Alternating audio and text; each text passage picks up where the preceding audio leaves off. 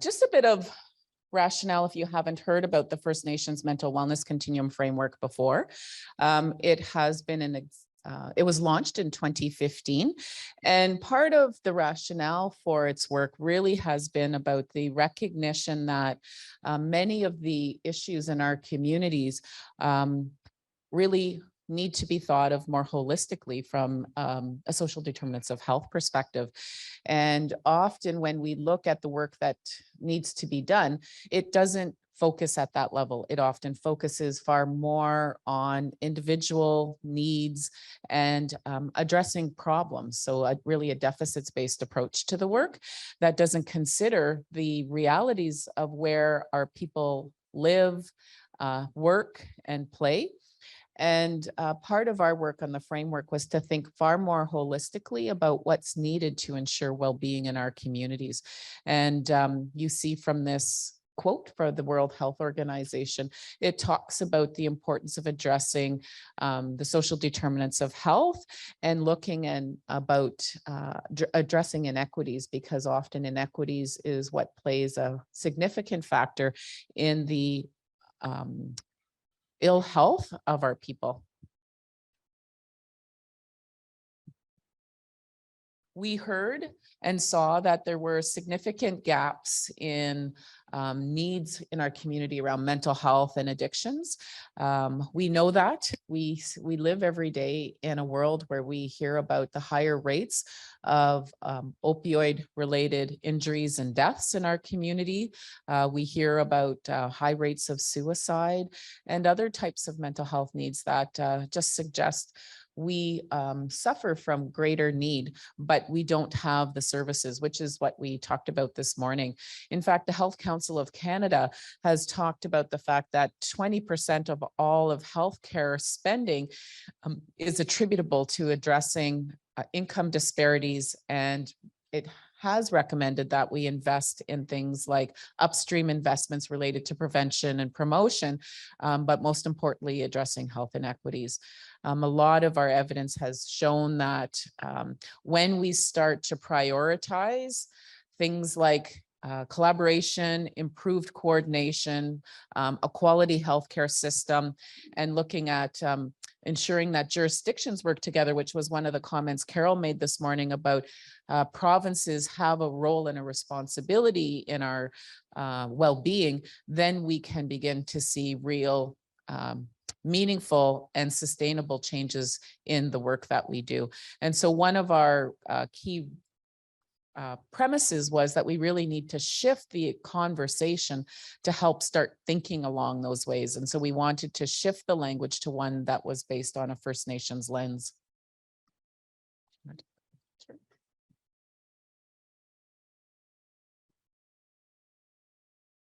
We also heard from across the country when the mental wellness continuum framework was being developed that culture has to be the foundation.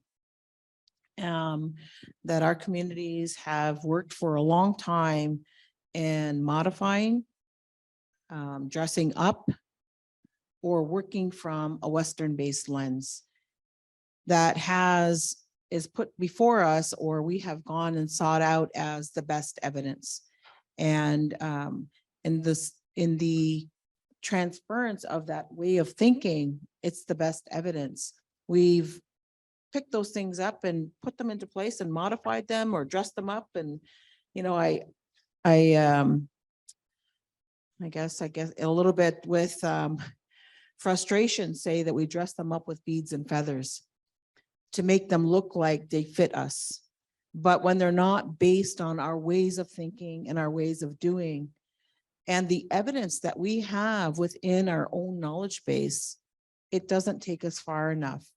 In fact, when we were working on the Honoring Our Strengths Renewal Framework to address substance use, we had a national gathering of elders and knowledge keepers, and they talked for 2 days. And what came out of that conversation were principles. We asked them, what's the best advice you can give us about what we should do to address substance use? And they talked, and what the outcome was principles. And they said, you have to change the way you think first Be aware of how you're thinking. Inform what you do by your own lens, from your own people, your own language, your relationship with the land, with your knowledge of culture. And so we're in a time, again, like I said earlier, we're so fortunate that we're in this time where we can have conversations about culture. We still have a long ways to go, where we are working, we call it decolonization, but really what we're doing is we're addressing epistemic racism, which is the judgment of whether our knowledge is valid or not, whether it's credible. Is it just folklore? It's stories that you made up and you passed on from generation to generation. And so culture supports our wellness. And just that break, I was talking to someone, said they're doing everything they can, reflecting on the presentations this morning about how you support workforce by investing in culture. Culture-based programming includes the workforce and benefits the workforce. It not only benefits the people that we serve, but it benefits the workforce. And in fact, I was mentioning again the Safe Supply Program at Kalaalaleum in Vancouver. And one of the things that they said made a significant difference in their workforce is the fact that the workforce, the people who work there, benefit from all of the culture and the work of the elders in the community that gathers there in that program, community-based primary healthcare program that ensures that people who use drugs can live every day by accessing safe supply rather than toxic poison drugs. So culture supports our wellness, and we are moving more in terms of understanding. We've had in the pandemic conversations about how do we facilitate culture in the pandemic. And lots of people have talked about how they have suffered because they can't gather, because they have not been able to fully practice culture, especially around death. Our ceremonial practices for taking care of grief and loss, but also taking care of the spirit who has passed on, have significantly impacted the mental wellness of our communities. So this is the mental wellness continuum framework. It is a complex and very comprehensive model. And it takes us into many conversations because of all those different layers. But at the very center, it facilitates and challenges us to change the way we are thinking from the foundation of what do we do that facilitates hope? How do we invest in spirit? Elders, when they're talking about addressing substance use, they said, all of those things that we have employed to address substance use and the harms of substances, they have helped us, but they will never take us far enough. They will not take us far enough because it doesn't attend to the spirit. It approaches the situation one person at a time. It ignores the determinants of health. It ignores the inequities. And so in our way of thinking, if our people are going to have hope, then we have to attend to the spirit, but we also have to attend to family and community. We have to think about what are the outcomes of our investments on family and community. Belonging is having those connections and relationships, not only with people in our community, but with land and creation. And so when Richard was talking about their cultural supports, I could see those videos that they offered through virtual services with an elder talking about that important connection to the land and how calming and soothing that feels to hear that voice and to picture yourself out on the land. Belonging, our connections, not only to people, but to all of our relatives in creation, because they too want to help. It's a different way of thinking, meaning We have to understand it's not just the evidence that we can find in the journal articles and the stacks in the libraries. It's also the evidence that comes from our stories of origin, our cultural practices, and our ways of knowing. There's evidence in that. And when we put the two pieces together, our ways of knowing and Western-based evidence, only then can we have a full understanding about the meaning of our life. And people need to have an understanding about the meaning of their life, that they have purpose. And so purpose is embracing and understanding what are the unique ways that we have as in First Nations people to facilitate wellness. All of those, hope, belonging, meaning, and purpose, that's the vision for wellness. And whatever we do to invest in wellness should be measured by the extent to which it creates a balance in hope, belonging, meaning, and purpose. And we have to think about, again, not only the individual, but the family and the community, but within the context of the social determinants of health. As the minister said today, you know, you go home and you have no clean drinking water, overcrowded house, windows that are broken, heating is not working appropriately. I remember seeing elders living in miners' tents on the land because there was no housing available and doing peritoneal dialysis, so boxes of the solution and in their tent. And that's how they lived. How is that wellness? Well, they made it wellness. They lived on the land and they, you know, but because there's no housing, is no clean water to ensure, you know, they're preventing infections when they're using the, you know, when they're going through dialysis.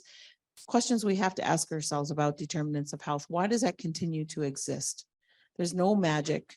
There's no silver bullet, but there's lots of things that we could be doing, and we have to find our passion to do those things. And that's the mental wellness continuum framework. It helps us to focus at all of those layers, at that broad systems layer, at the community, with our partners.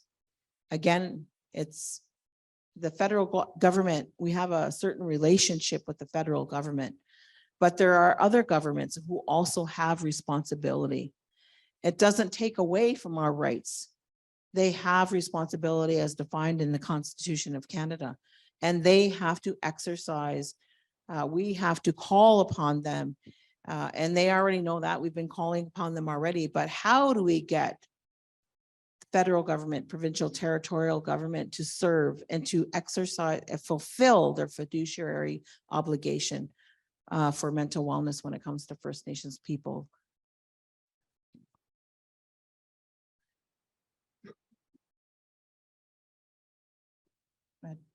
Okay.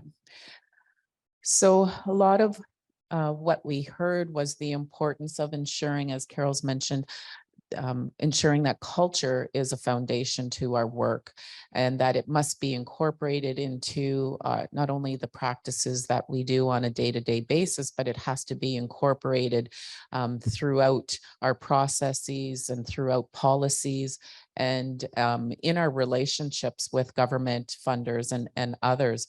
And so one of the key points of the framework really is about ensuring culture as a foundation in every aspects of our interactions around mental wellness. And I think one of the things we heard very clearly from all of those we spoke with across the country was they were tired of talking about the problems. It didn't mean that they didn't want to address problems, but they talked about how when we talk about problems and focus on the deficits, we don't pay attention to the things that are going well or the innovation and the strengths of our communities and of our people. And they talked about that, of course, in the form of resilience. You know, we are resilient because we have gifts and we have strengths, and we have brought those into our communities and into our practices. And so they really pushed us to think about, how do we talk about wellness from that strengths-based approach, and ensuring that when we have strengths as as a main part of the conversation, it gives us a vision for wellness. We can actually, create a path about what it is that we need to get to wellness. Whereas when we stay in that deficits-based conversation, we kind of get lost in just trying to fix things instead of seeing what it is that we need to invest in. And so one of the areas that they talked about, of course, was the investment in our culture. And when we begin to look at our strengths in our culture, it allows us to be more adaptable to the needs of the community. And so the framework is really intended to be a guide for communities that allows them to plan and organize their own mental wellness programs and services in a way that meets their priorities, meets their needs, and comes from their culture and their language. We've heard that, and I'm sure all of you have heard quite often that, it looks different across the country, what we might need. And, Creek territory might look different than Mi'kmaq territory. And so ensuring that it can be adaptable and meets the needs was a really important piece of the work. And so that led us, I think, to talking about what it is that we would need to do around shifts. So these are those paradigm shifts I talked about earlier this morning, changing the way we think. If we're going to facilitate wellness amongst First Nations people or Indigenous people in Canada, then we can't approach it the same way we've always approached it, from that Western worldview and that lens. Doing more of the same does not create change. So how do we get change? And so in thinking about implementing this framework, that's where we started from. Again, those elders were telling us, think about the principles, change the way you think, and you'll get change. Think spirit-centered. So first of all, we have to move from the exclusion of our ways of being and our knowledge. That includes where that knowledge resides, in our elders, in our knowledge keepers, in our cultural practitioners.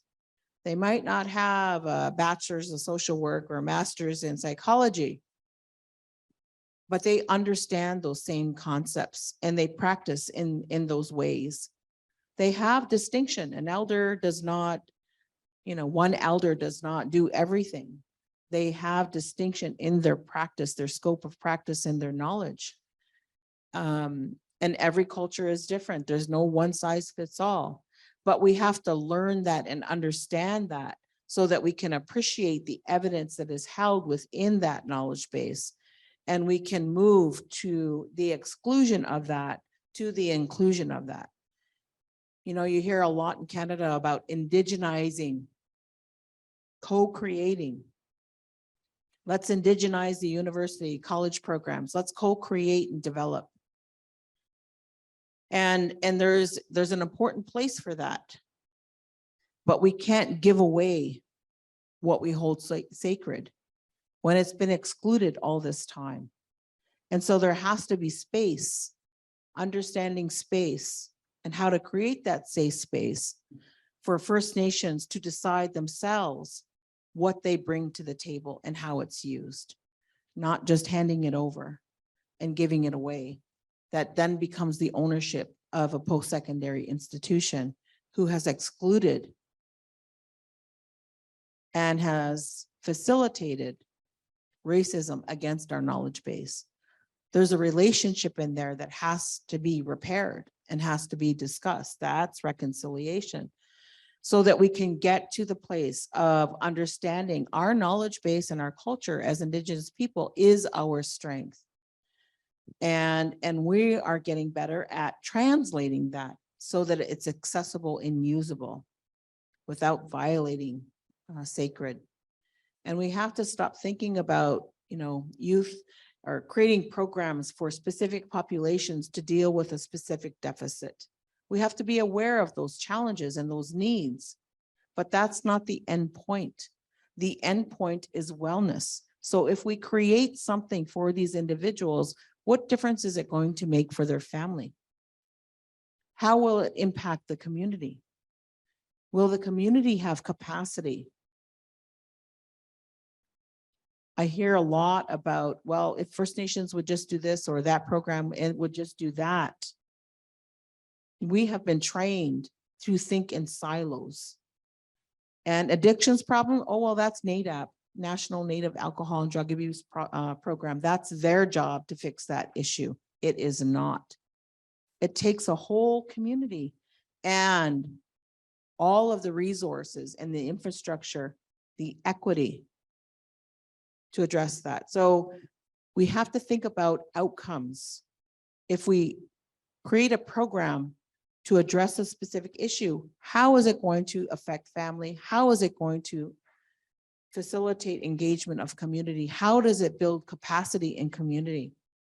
Because when we're operating from the Western world view only, then the expectation is, well, if, you know, First Nation, you have all those problems and all those suicides and blah, blah, blah happening, that means you have no expertise. You cannot solve that problem. We have to get all these people from the outside to come into the community. We blame people for their problems through policy and through practice. And we have to shift and change and challenge ourselves to think, what am I doing here? It's a good thing, but what are the unintended consequences? How does it perpetuate oppression and racism? How does it honor the strengths and the culture of the people, no matter how many suicides they have, no matter all of the issues they're facing? We cannot justify inadequate funding and resourcing to First Nations communities because the very policies that were put in place have entrenched all of the issues that we face. We are much more than the issues that we face. And so, you know, uncoordinated, fragmented services. We've had silos of funding trickle into our communities and had huge administrative burdens because of managing all of those funding agreements. And now we're in a time where we can coordinate and pool those resources, but we can't fool ourselves and think that that's enough. So we have a little bit of provincial funding, we have a little bit of federal funding to, you know, support a community-based program. But, you know, when we think about substance use, where is public health in First Nations communities? Often not present. Substance use and addressing opioids and methamphetamines requires a public health approach. We have not had a relationship with public health. And although that is building, we have a long ways to go and we can't wait forever. So coordination at the government level, all layers of government. I was just talking to a First Nations community, a group of First Nations community, and a mayor from a local town was in the conversation. And he said, you know what? When people die of drug poisoning and overdose, it doesn't get counted as an overdose or drug poisoning. The coroner will say, well, that person had a heart attack. And he said, I asked the coroner, why did they have a heart attack? Because I think it's related to opioids or methamphetamine. But the health authority supports the coroner and it's a heart attack. So they have much more funding to deal with heart attacks. They have no funding specific to drugs and alcohol or contaminated drugs and opioids and methamphetamines. We have to push as First Nations, Indigenous people in Canada to ensure that our needs are being met. So the coordination at all levels around data, around how we understand, you know, if in that scenario, they're saying, is it normal that, you know, 20-year-olds, we have such a high population between 20 and 30 having heart attacks? Isn't that enough to change the way that we are quoting that death? They don't get the resources because the death is not being coded in the appropriate way. And that has a lot to do with stigma and discrimination. we have a long ways to go in addressing stigma and discrimination to make sure that we have the resources we need. And then also, you know, those communities were always working in different restrictions that are race-based policies.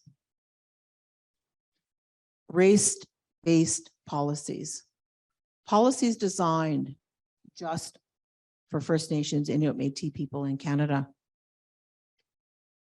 That means we are operating at a different level of resources than the rest of Canada. And then, you know, programs, again, back to programs that are just for the illness and not about our health and wellness. So those are some things that to think about and examine for ourselves. If we're going to facilitate change, I have to start with thinking, how am I approaching my thinking in this? What theories am I employing? Am I aware of my own values and how that plays a role? And just going to give you an example from, again, the conversation of substance use, opioid and methamphetamines that are having huge impact on our communities. So this is data. I know it's hard to see, but it's from a community-based survey that we've implemented during the pandemic. And so from this, we have found in the communities that have participated, we collected, this is about 2,000 people that participated in this survey, that there's, you know, there is a high rate of harms related to opioid, the harmful use of opioids, meaning using outside of prescription, diversion, or buying street drugs. And that the prevalence of methamphetamine use was in this survey about 15%. And when I looked at the results of that, I thought, okay, so we're not reaching those people. They are not the ones who answered the survey, because communities are saying there's much more of a crisis around methamphetamines. We think we've addressed opioids, but now we are dealing with methamphetamines, and we're not quite sure how to approach that. The survey also showed us that in overcrowded housing, where there was housing of 7 or more people, the risk increased for using opioids in a harmful way or using methamphetamine. Food security was also an issue, and Richard talked about this earlier as well, that people are at 2 times more likely to be using drugs in a harmful way when they don't have food security. So in this survey, people reported almost always never having enough money to buy food to sustain those living in their household. So they don't have housing and they don't have food. And they have trauma.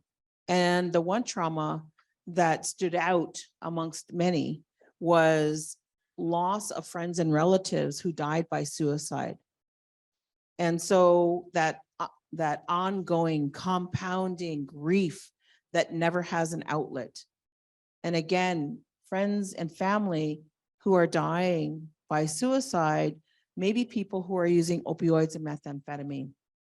With methamphetamine, there's lots of impact on how our brain functions, causes a great depression, inability to feel good about life. And so people talked about a great sense of helplessness. It doesn't matter what I do, there's no possibility for help. Nothing is ever going to change. And that was more prominent amongst the population who reported using methamphetamines. But they also said that when they're in that depression, they're more likely to reach for opioids to cope with that.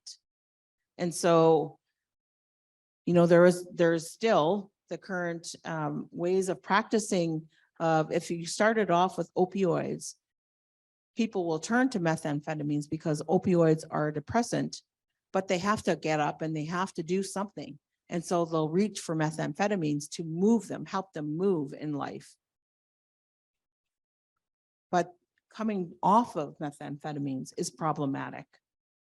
And it's a behavior that is hard to change because of the way the drug impacts on our ability to function. Physically, our brain just changes significantly with methamphetamines. And so it's a cycle, but they'll go back to opioids to cope with the trauma and the helplessness.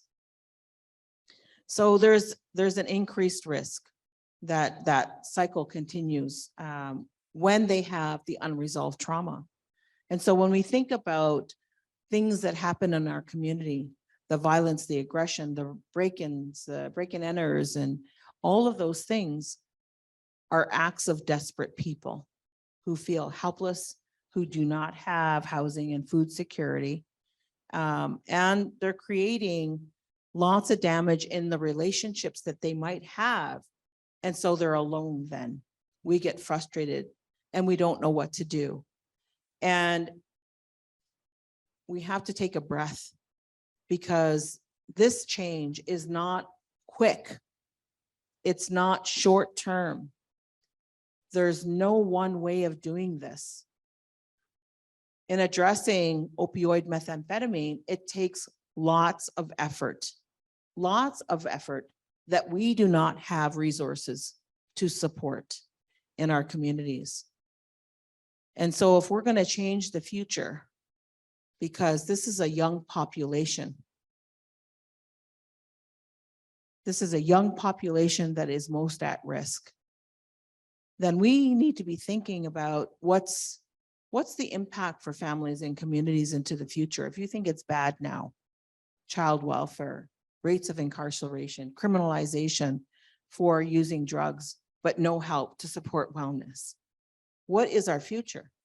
How do we create that change? And it's not hopeless. Again, going back to that Northern Public Health conversation, what we heard is it has to be a community-based model, and the community has to be the hub of services.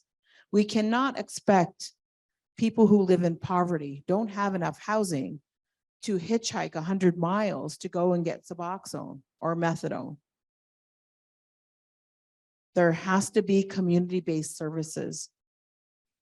And when we think about the impact, what's the greatest impact in this story? It was, I don't have food and place to live right now. I cannot get my basic needs met. Then that's where we need to start. If you're thinking from a whole person perspective, mind, body, spirit, and emotions, you need to take care of the physical needs first. And that means outreach. We don't have an outreach workforce. And when we do have some funding to create an outreach workforce, we don't have enough money to pay them in an equitable way that's comparable to provincial services. And so community has to be the hub, and it needs to be surrounded with many partnerships to support that community, whether it's on the land in the community or whether it's through teleconferencing, but it has to be coordinated. And it requires the support of physicians and nurse practitioners. They're the ones who can prescribe addictions medicine. The federal government does not fund addictions medicine from the physician or nurse practitioner in our community. And they will tell you that's the job of the province. And they say that because that's what it says in the Constitution and the division of powers between federal provincial governments. But where are they? Where are the physicians and nurse practitioners? And when we're lucky enough to find them, we have to then figure out a different compensation model, because fee for service will not allow them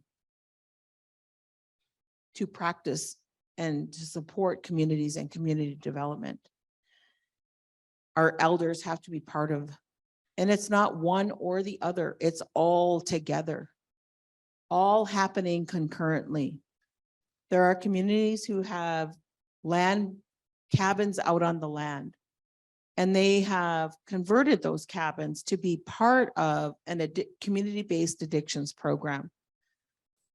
elders, knowledge keepers, cultural practitioners, they know the land, they know the environment. So in addition to Suboxone, Probufene, or Subutex, or they're providing a conversation that helps people to honor their own identity, to change the identity from those stigmatizing words as drug addict to you are Anishinaabe, you are Ongwe, you're from the Saulteaux Nation, to change the perspective of who they are. And so there's a comprehensive model that's also in the substance use and land-based report that is outside on the table.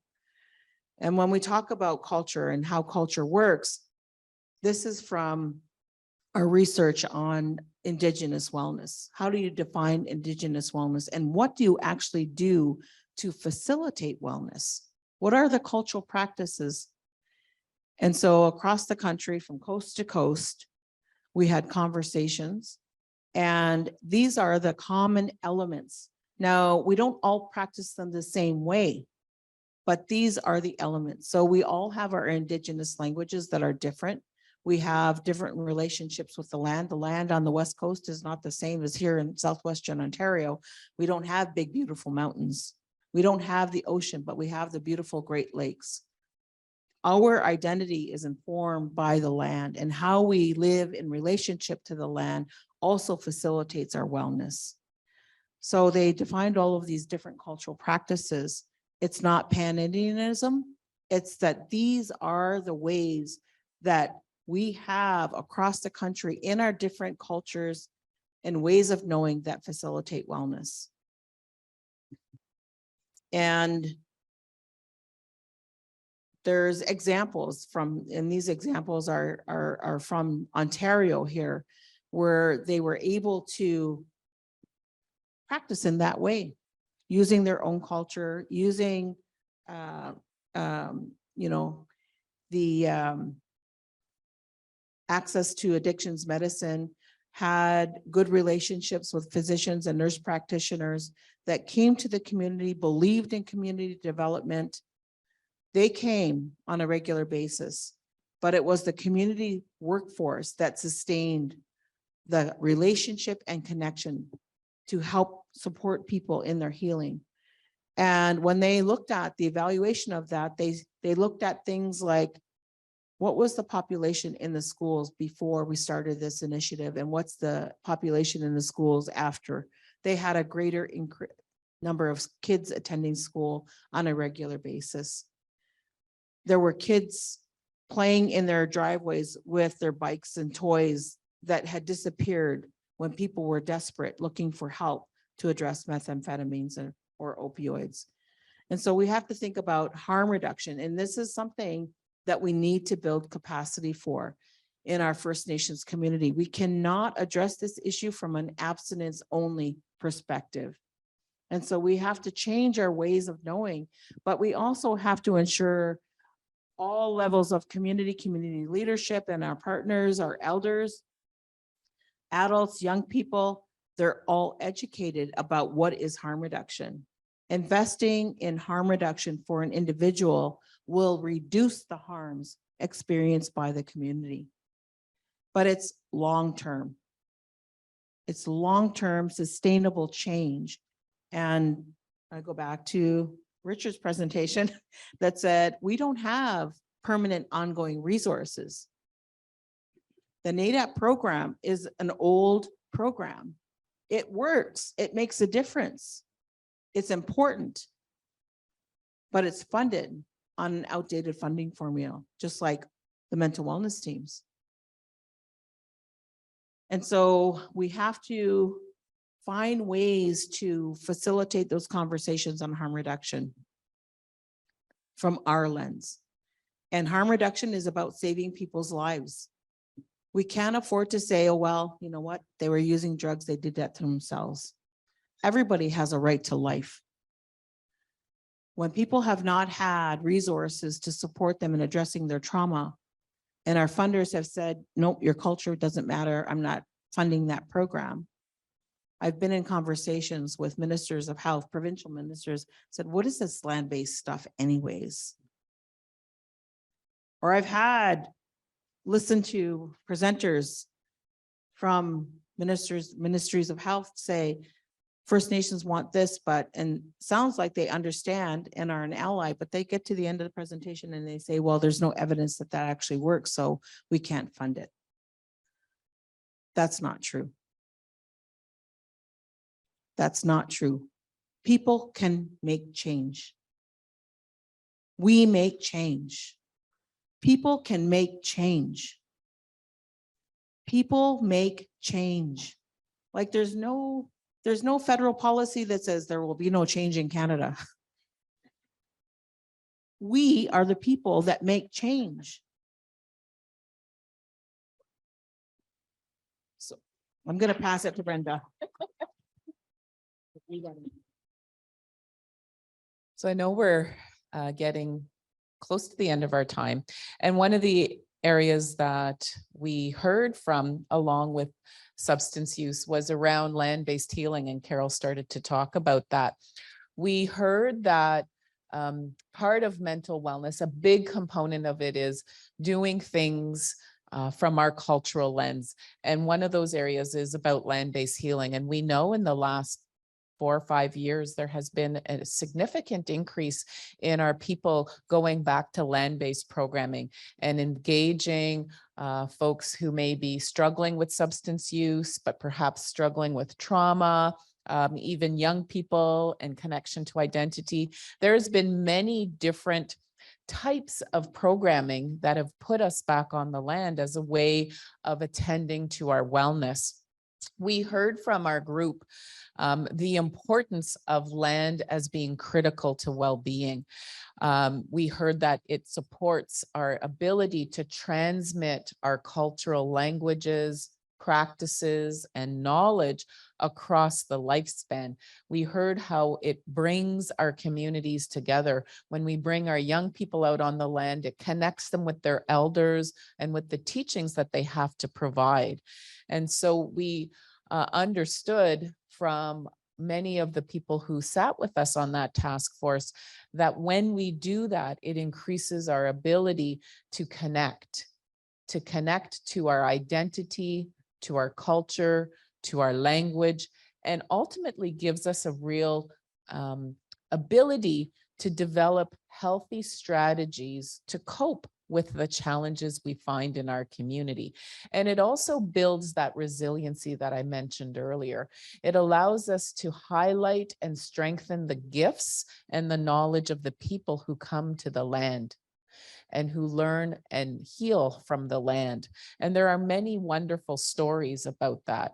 I've heard stories of young people on canoe trips who have learned about their capacities and their resilience to face difficult situations and to come out the other side and say, I didn't know I could do that. I'm so proud that I accomplished that. And that when we allow them to be to learn about their skills and to connect them with the elders for times of reflection and teaching about their purpose in the community and in life, that makes a big difference for them. And when our communities are waiting for them on the shores upon their return of the canoe trip, it gives them a sense of belonging, that they belong here, that people are proud of them and care about them. And that's the same for our people who are struggling with addictions. They feel like they create a sense of family and that they belong and that somebody and something, creation, is looking out for them and wants them to live and be well. And we heard that was true for all of our Indigenous communities, our First Nations, our Inuit, and our Métis communities. Regardless of where you live, we have a connection with land that facilitates healing and wellness and can be used both as a prevention and an intervention and an aftercare form of caring. And so Carol's telling me we're almost out of time. Thunderbird did some work, and if that's okay, Carol, talk a little bit about this. They facilitated over 3,000 self-assessments of their tool known as the Native Wellness Assessment Tool over a 3-year period, where they looked at people who were on the land to understand how it promoted and supported wellness over time. And what they found, the Native Wellness Assessment Tool assesses hope, belonging, meaning, and purpose, which are the core outcomes of the First Nations Mental Wellness Continuum framework. And you can see here from this slide is that it increased all of those things when people were on the land from 6 to 19%. It changed people's connections. It helped them to see that they belonged, that there was meaning in the things that they were doing and how they understood life, both rationally and intuitively, and it gave them a sense of purpose. And so those things, those evidence that Carol was saying, they say we don't have, this is an example that we do have the evidence. The challenge has been in having them understand that we must measure it and look at it differently than the ways that they're currently popular within the different assessment tools, particularly I think psychology, who holds so many of them. They don't come from our cultural lens and they don't ask the questions in ways where we can see we're making a difference. We heard then that there are many key things that are important to land-based healing, like governance structures that ensure we have access to service delivery that meets our cultural needs, that we must have that connection and access to the land and land-based services, and that we have to consider many different things Carol's talked about around problematic substance use, having access to addictions medicine and collaboration with cultural practitioners, etc. I know we're close to time. I'm going to only just touch and say that there are, and we heard much things about innovation in virtual care. I think we're happy to talk about it offline or after the presentation, just to say that our treatment centers did some really great work during the pandemic to switch services virtually that increased access, I believe, to treatment services and allowed people to get the connections they want. And it was the same in the mental health field, that there was a lot of switching over to virtual care that allowed for integrated components of care.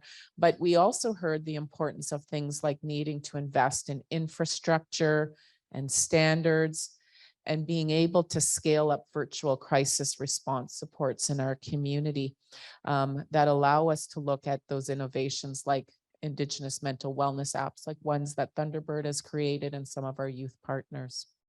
And so we'll just go to a point of, I think, having some conversation. So I'm sorry you're not going to get to see many of these, but we did already talk about this one. So I think we feel good about that.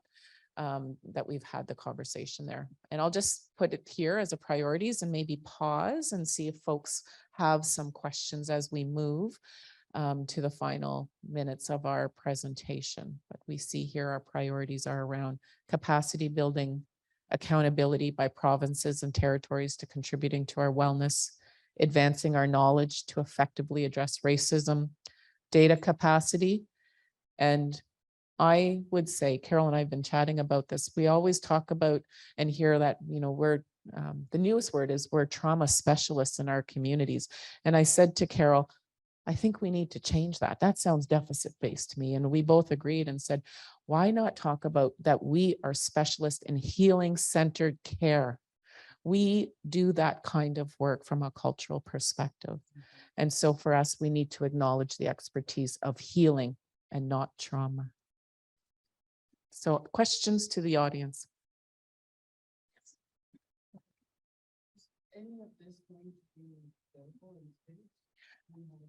That's a good question. Is it going to be available in print? I'm not sure.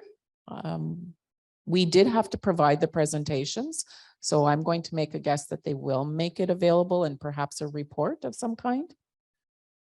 So, yeah. didn't bring any of the presentations in print. We didn't bring the presentations in print, thanks.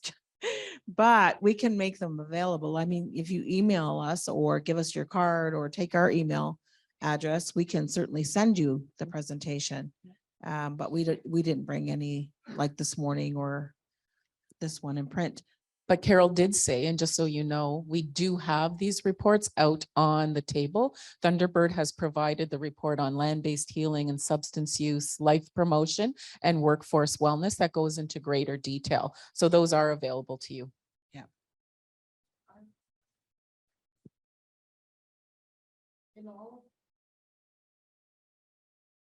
Sure.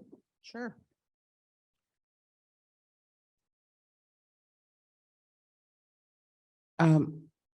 My name is Marilyn Buffalo, and I'm the Chief Executive Officer. Pardon me, but I can't speak to you to my back.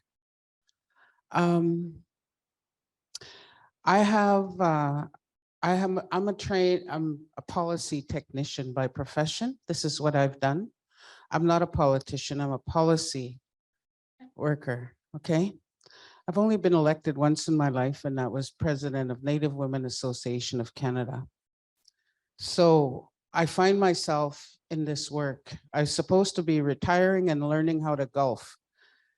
I have done neither of those things. My family does wonderful things in golf and many sports.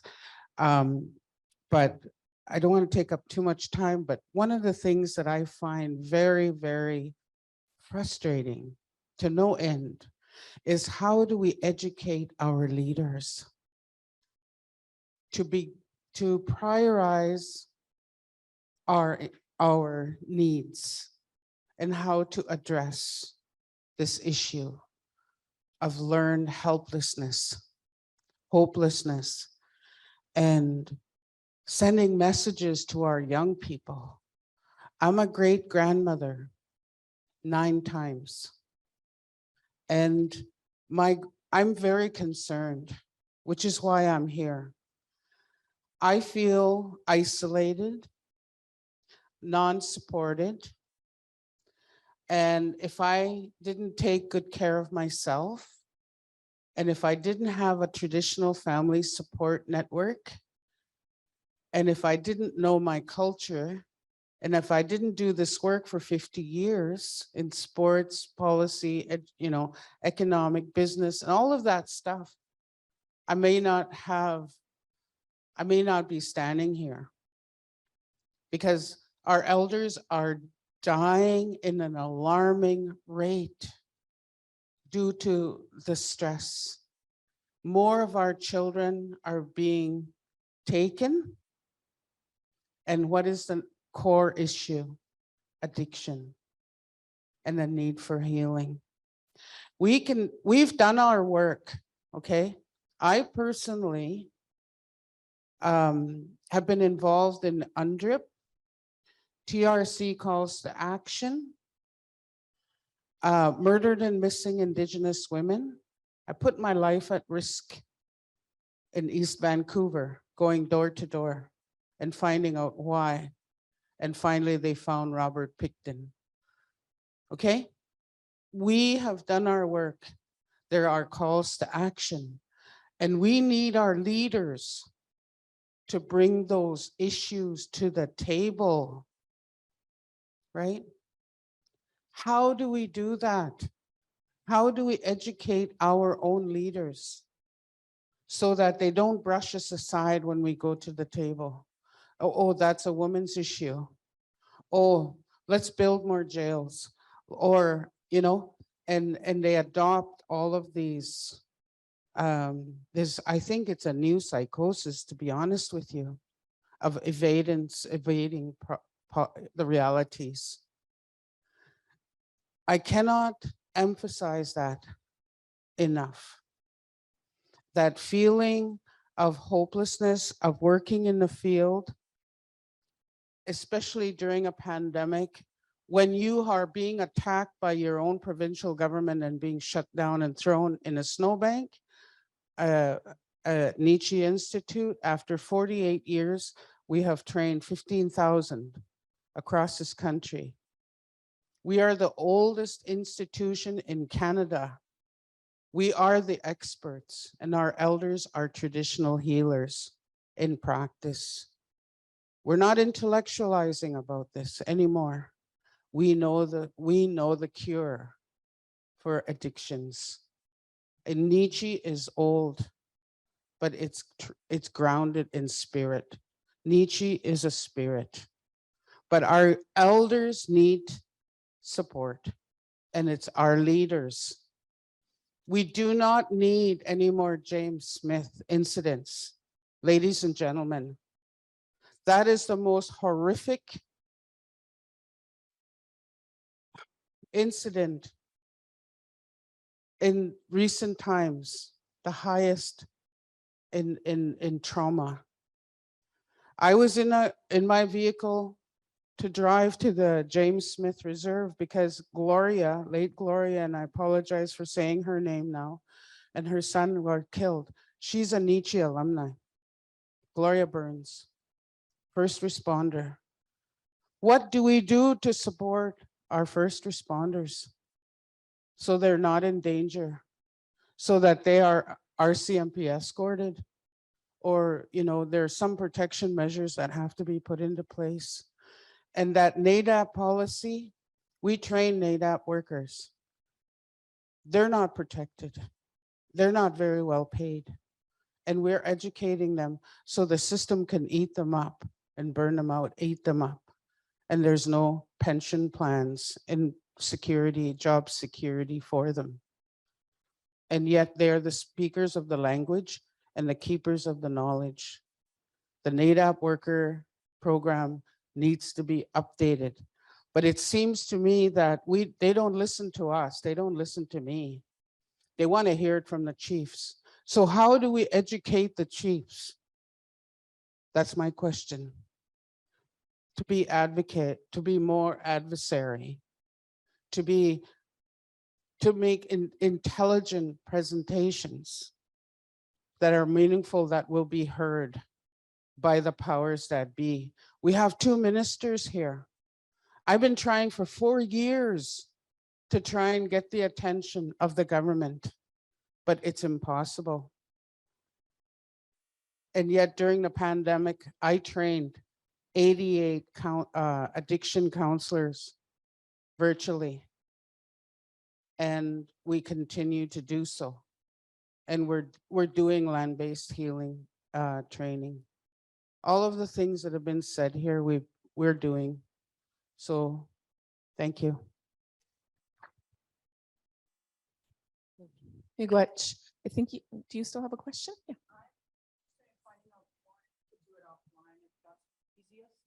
About the rapid access to addiction medicine virtual that we could potentially introduce into our community. Yeah, so rapid access to addictions medicine is not just for opioids and methamphetamines. In fact, there are many clinics that don't address methamphetamine, and it's only opioid and cocaine or alcohol. But the concept is that just like you can access emergency services, just like, when you can go to emergency and find a physician who will provide care for you, that oftentimes our healthcare system, well, I won't say much more about that, but they don't attend to people with addictions very well. And then, the stigma and discrimination, then they add on top of it, if you're an Indigenous person, it's not a good environment. And so when people, First Nations people, when they talk about, I got sober, this is part of the thinking. I got sober, I just made a decision to quit. And it was hard. My family was bugging me, and I made a decision. And someplace in those beautiful stories is always, I made a decision and I quit. And so that decision and quitting wasn't always just completely on their own, but it did take that self-will to do that. make that decision. And then they went on a journey that included many things. For opioids and methamphetamines, you might make a decision, or you might get to that place where you're tired. I've heard someone tell me, I'm really, really tired. It's so hard to feel good. It's so hard to feel good. I want to feel good again. I don't want to live like that. Where do they go? So for rapid access to addictions medicine is it's spreading, but not fast enough. And it's certainly not in our communities, where when people make that decision, they have some place to go. There is someone to assess, there is someone to prescribe, so that people have access to the medicine. Like when you have diabetes, how far do you have to go to get an answer to diabetes? That's a chronic health condition. So is dependency on drugs and alcohol, a chronic health condition. It's not something you fix overnight. It takes long. It's a long journey. And there's many, many, many, many different supports that are necessary. So rapid access to addictions medicine are clinics where you can find help from people who understand addictions. They're not shaming. And it's not a one-time stop either. It has a different face in First Nations communities. It does exist in some places, but not enough places. So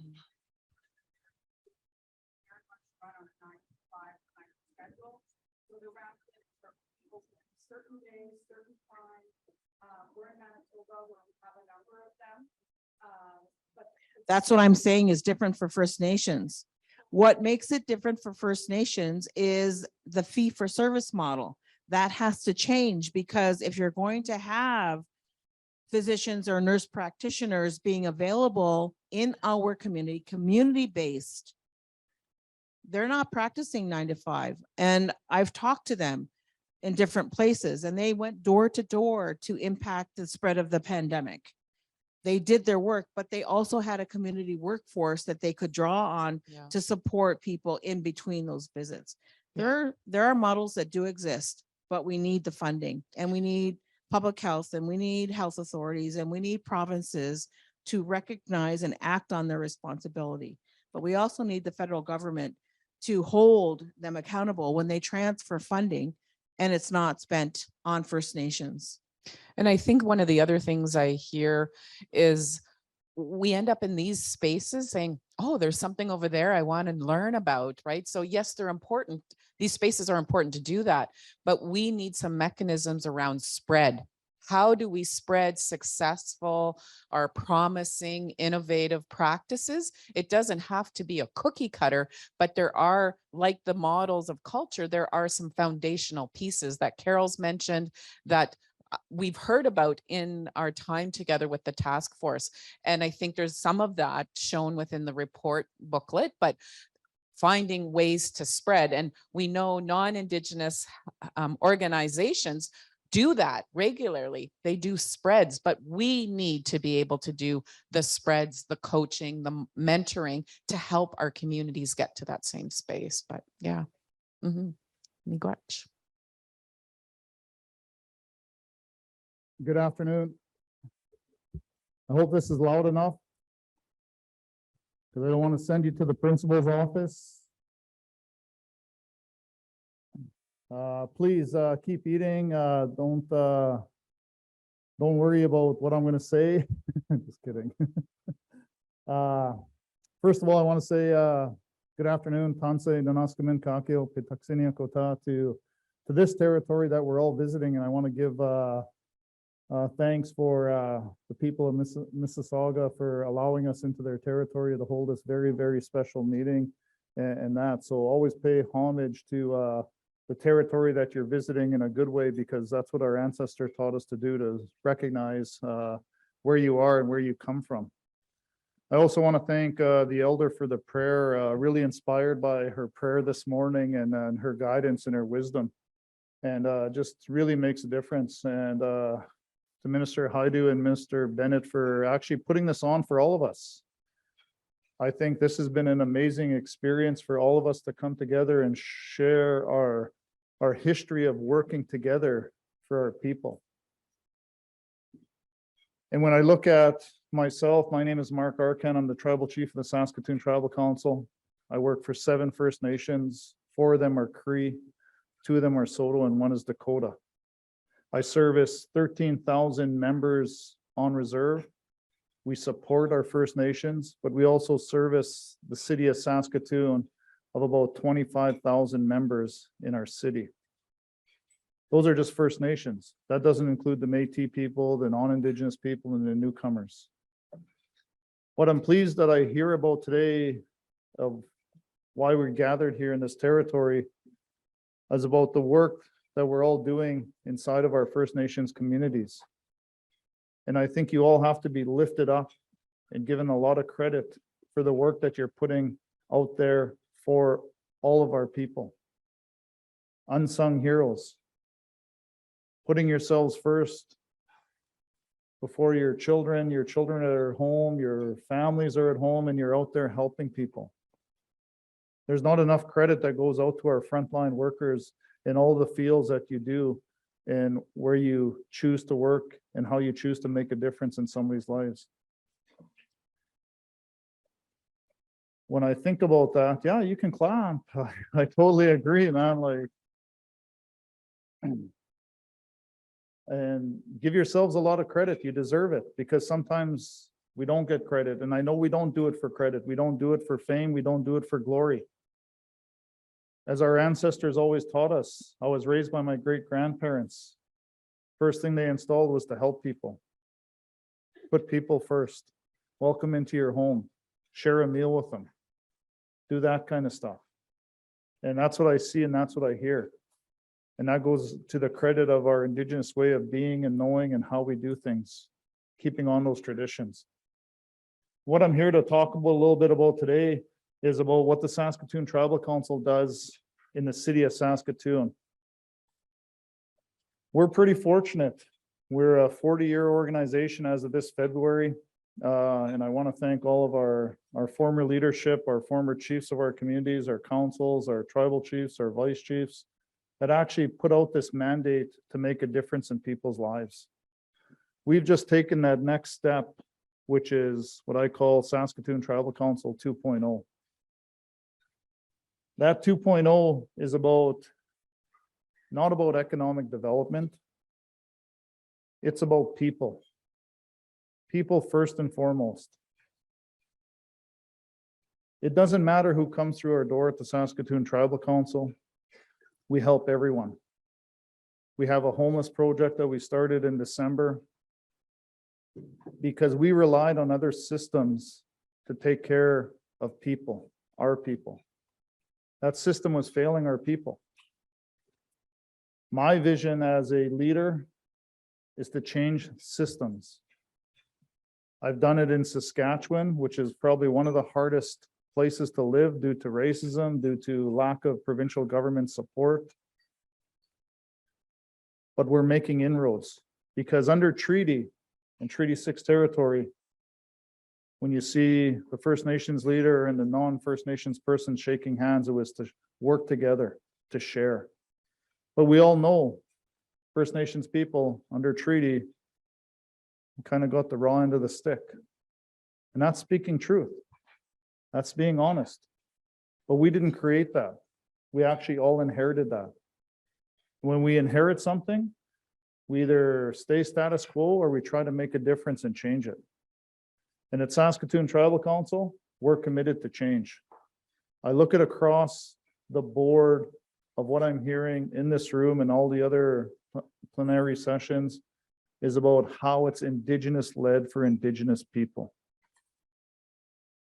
No more do we have systems that are patting us on top of the head and say, we're going to take care of the Indigenous people. That system is gone.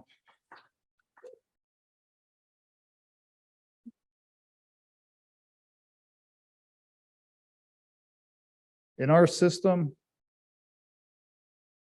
we help everyone. When I talk about homeless people, and reconciliation. And I'm going to talk to you about truth and fact. In the city of Saskatoon, I heard of organizations called, work that people do, Salvation Army, all these organizations, the Lighthouse, etc.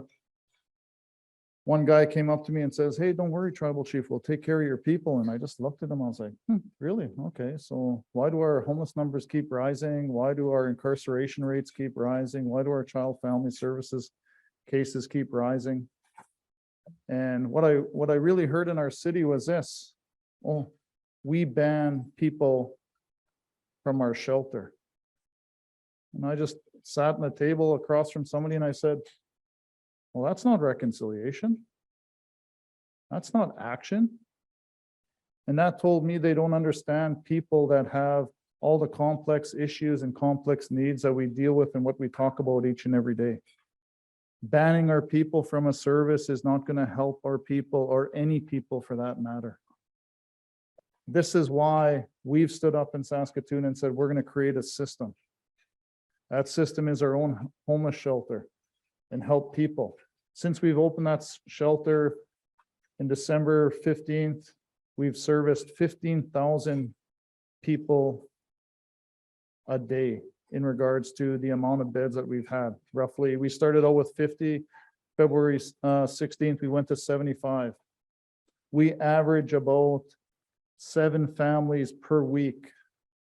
We've had up to 15 kids being in a situation where mental health and addictions is the primary cause of homelessness. Not the families. Some of them are fleeing domestic violence, but it all leads to mental health. We've got a track record with the provincial government that sometimes is not too friendly to First Nations people in our province. They turned around after 6 months of March 31st and give us $3.5 million to actually fund our shelter. The most of any shelter in our province, because it's Indigenous led for Indigenous people. I was showing people on my phone, we help over 100 plus First Nations from across Turtle Island in our shelter. From Turtle Island that live in our city. We don't turn anybody away. And in that system, we have it all fully fledged to mental health, to addiction workers, to nurse practitioners, to housing, to aftercare. When we house our families or our individuals, we just don't put them in a house and say, oh, okay, you're fine now. It's aftercare. It's going to check on them so their mental health is good. So their addictions, if they're dealing with addictions, is okay. We're managing it. Are their kids going to school? What do they need? Those are the kind of personalities that I hear inside of this room that we do in an urban setting, because we're focusing on the trauma of a person. And I don't have to say this, but you all know it. A lot of Indigenous people are still dealing with trauma from residential school survivors and the impacts of that.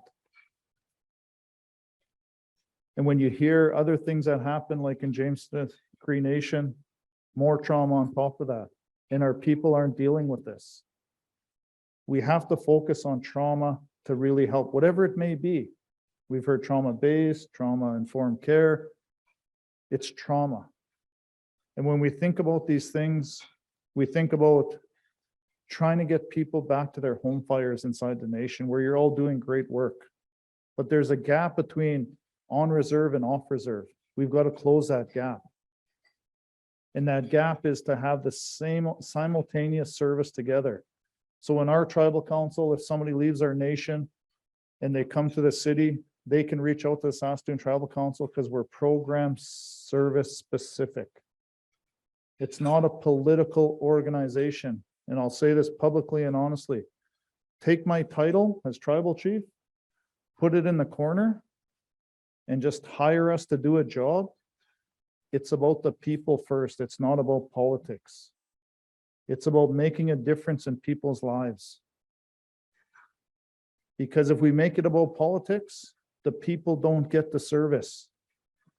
The people don't get the outcomes. The people don't get the results. So what happens? More incarceration. We need the politics to advocate. Yes, absolutely, 150%. Good work. But the real work is the hands on the ground, the boots on the ground, making a difference in people's lives.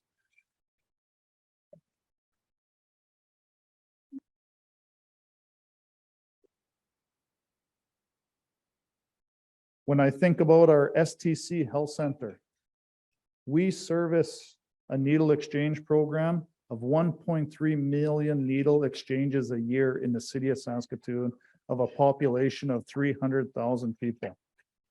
1.3 million needle exchanges. Why? Because we're trying to stop the prevention and the transmission of HIV and AIDS. We're trying, because when our people come into a system, it costs averagely about $750,000 to treat that person for the rest of their lives for health care. Our people shouldn't be on this stuff. They shouldn't be on drugs. They shouldn't be on alcohol. This system has been imposed on our people. We have to stand up and we have to change it for the right reasons. We're not going to fix everybody. We know that. Trauma is too far gone. Some people inside of our shelter, there's three types of people. People that are just homeless, people that have addictions that are trying to waver to be healthy and just not trying to be healthy because of what's going on. Then we have people that really have complex issues that need 24-hour-a-day care because they don't even shower.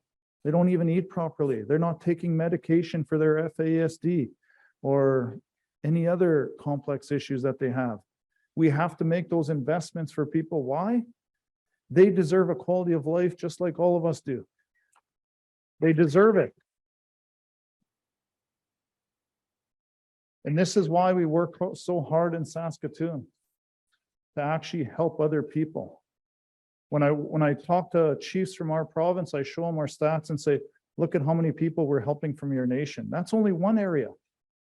So we show that data and stats on every program that we do. I talked about the health center. Let's talk about incarceration.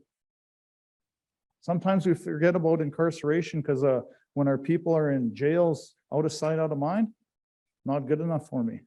Why? They're still somebody's father, somebody's mother, somebody's son, daughter, relative. They're just as important as everybody else, but they come with challenges. And the services inside of those facilities, yes, some people do need to be punished. I agree. But we've got to change that into a rehabilitation system to get them a quality of life. We provide a system that's culturally based. We're working with the provincial government right now on providing crystal meth addiction. That's a high population in Saskatoon compared to every other area in the province. It's rampant and it's killing our people. It's killing our people. We've got to invest in that trauma inside of those facilities because we provide jobs for our people when they come out. People are like, oh, you give them jobs? Why not? We provide them education. I've got people coming out of our correctional system to actually come to our powwows as part of a group, and people are going, where are these guys? You know, I'm just like, they're dressed up just like you and I. They're people, but there's a stigmatism of when people are incarcerated, mental health, right? Keeps referring to why we're here. We just signed a partnership, and you'll hear about it in Saskatchewan. First Nations led for women that are incarcerated, coming out and building our own halfway house of everything that you guys are talking about. We have to support women and men in these facilities each and every day. We have to make sure that they come to our home fires and get their children back and be loved by their families, but all at the same time, hold them accountable and transparent to a better quality of life and working within that system. We have a Crest housing model of 400 homes that supports other First Nations in regards to a place to live. And right now we're running out of homes because the need is so high. And I always see this in our city. We've got people that are coming from First Nations communities all over Saskatchewan, Turtle Island, to the city because we have lack of infrastructure in our communities. We have lack of housing, we have lack of this. But I can honestly say, under this Liberal government, it's improving. But it's not improving fast enough, right? Because each and every day we have challenges as frontline workers. And those challenges need to come with an investment. But with that investment has to come accountability and transparency and outcomes and results. And if it doesn't, the people are not getting the service. And when I look at frontline workers, you know, I wish I could take all of you and come to our tribal council and say, put your program in our city, put our program in every city, because it seems like when our people go to the cities or the small towns, they fall through a system that is not designed for our people. I really appreciate and love the fact that you're doing the work you are in your nations, because it's what we have to do. But we can't forget about the urban population, because they want to go home. They want to be at their home fires. They want to be part of the community, but we have lack of infrastructure. When I think about the work that we're doing around an STC health bus, it's a mobile health, it's a mobile unit that's probably a $300,000 bus we turned into a dental office. We take service from the city of Saskatoon with a certified dentist. It has mental health workers on it and has a community paramedic that goes to our 7 First Nations each and every day, pending weather. Some of our people back home don't even get dental services because of lack of transportation, because of lack of facilities. So we're taking the service right to the schools, right to the community. Since we started our mental health program on that bus, we've had probably close to 700 kids being seen inside of our school. And it's not one-on-one counseling. That's not what it is.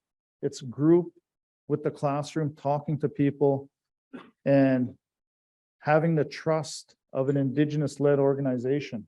And I'll be honest, there's non-Indigenous people that work on our bus. Why? Partnerships, relationships. When it's a non-Indigenous person working with the Saskatoon Tribal Council, First Nations people, Indigenous people, when they see Saskatoon Tribal Council, they know they can trust that service. Is it perfect? No. We hope it gets perfect. Don't know when we'll get there. But they have a better trust in our system than the current systems inside of our province, whether it's the healthcare, the policing system, or the child welfare system, or the justice system. And right now, they're coming to our service. In that community STC health bus, the paramedic can pull right up to an elder's house. The elder doesn't even have to leave their yard to get those services. Checking their blood pressure, all of this stuff. An investment that we did because we kept hearing our people don't have this. Okay, we'll support the nations, not telling the nations what to do, providing it to our leadership and saying, what do you think about this? Yep, go and get it done. Fully funded for the next 5 years. What I hear from both levels of government that funded this, they like the outcomes and results. They see the accountability, they see the transparency of who we're serving. And when you have a child that discloses things like, I want to commit suicide to our mental health team, the system is working. Getting that family and that child help. And then it expands to the family and the community about how we can do things. On top of that bus, we created what we call the Fred Sasakamoose Elite Training Program, I think it's called. Fully funded trailer goes out. It has Freddie's picture on it for the next 5 years, goes out to our communities. All summer, it was a week in each of our 7 communities doing activities with kids. We had up to 30 kids at a time in each First Nation, just doing fun stuff, working on their mental health, working on all of that stuff to give them a quality of life. and really pushing to the next level. Those types of services, from dentistry to actually just activities for kids, are showing what we do for the communities to support their need. Now we've expanded that program. You'll see something coming in Saskatoon called 2 mental health and addictions vans for our inner city schools, where the majority of First Nations and Indigenous kids go to. Each and every day that will be going to those schools and working with the kids and potentially families. In the evening, that system is going to be tied into the 911 system for police, fire, and paramedics in our city. So when there's a call and they need somebody dispatched to a scene, and this happened, a young First Nations lady got arrested because of a psychosis. Her kids went into mobile crisis right away. I don't like that system. That system's not working. Lady phones up our office and says, "Tribal chief, I don't know where my kids are." Had to try to get her kids out of that system now, right? So what we proposed to the government was, look, on a call like that, they'll be taken to our homes where we run child family services homes with partners of the province of Saskatchewan, of running 6 homes in our city for kids to be in a safe environment, and then working with that mother and families to get their kids back ASAP. It's a system change about how we're just not taking kids and apprehending them and then just out of sight, out of mind. Oh, you can't get your kids back because you're too sick. Well, I call that an excuse. I say our people were never sick.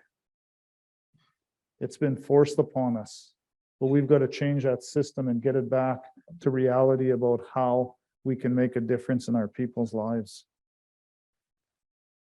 When we look at these systems, it's going to show how many kids visits are actually being looked at mental health to give them the supports that they need, because some of our kids that actually go to our White Buffalo Youth Lodge, we service 35,000 kid visits a year in inner city Saskatoon.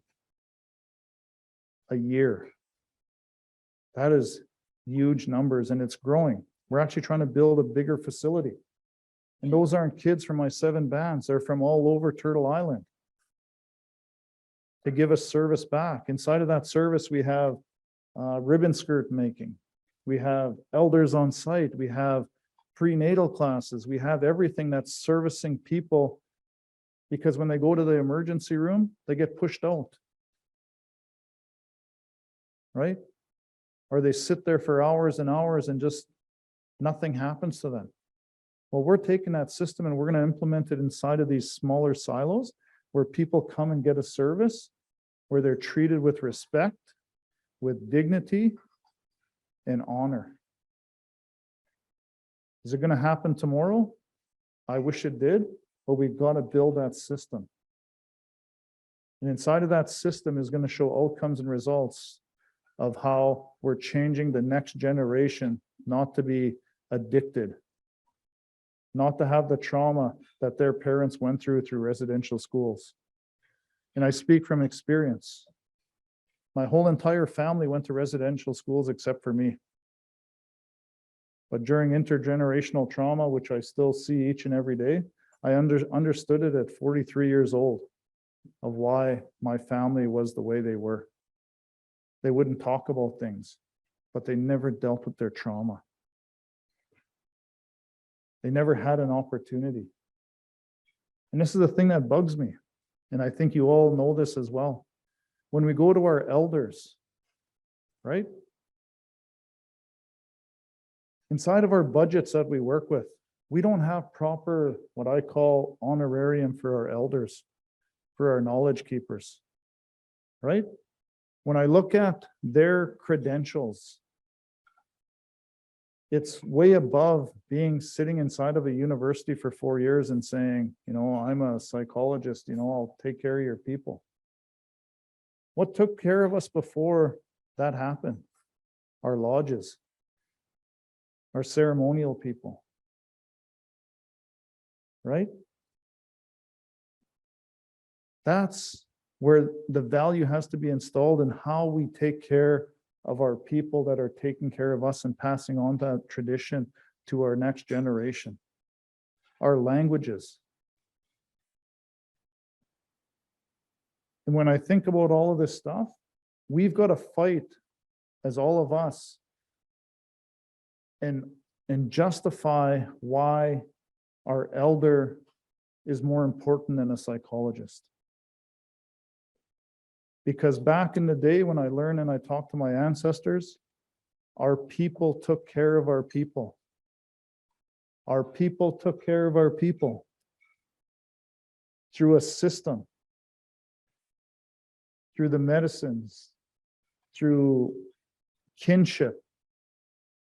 And when I talk about kinship, when my mother gave me to my great-grandparents when I was 7 months old, there wasn't a certificate on the wall to say my great-grandparents were caregivers. You have to be approved by the province. I want to get away from that system. Am I done?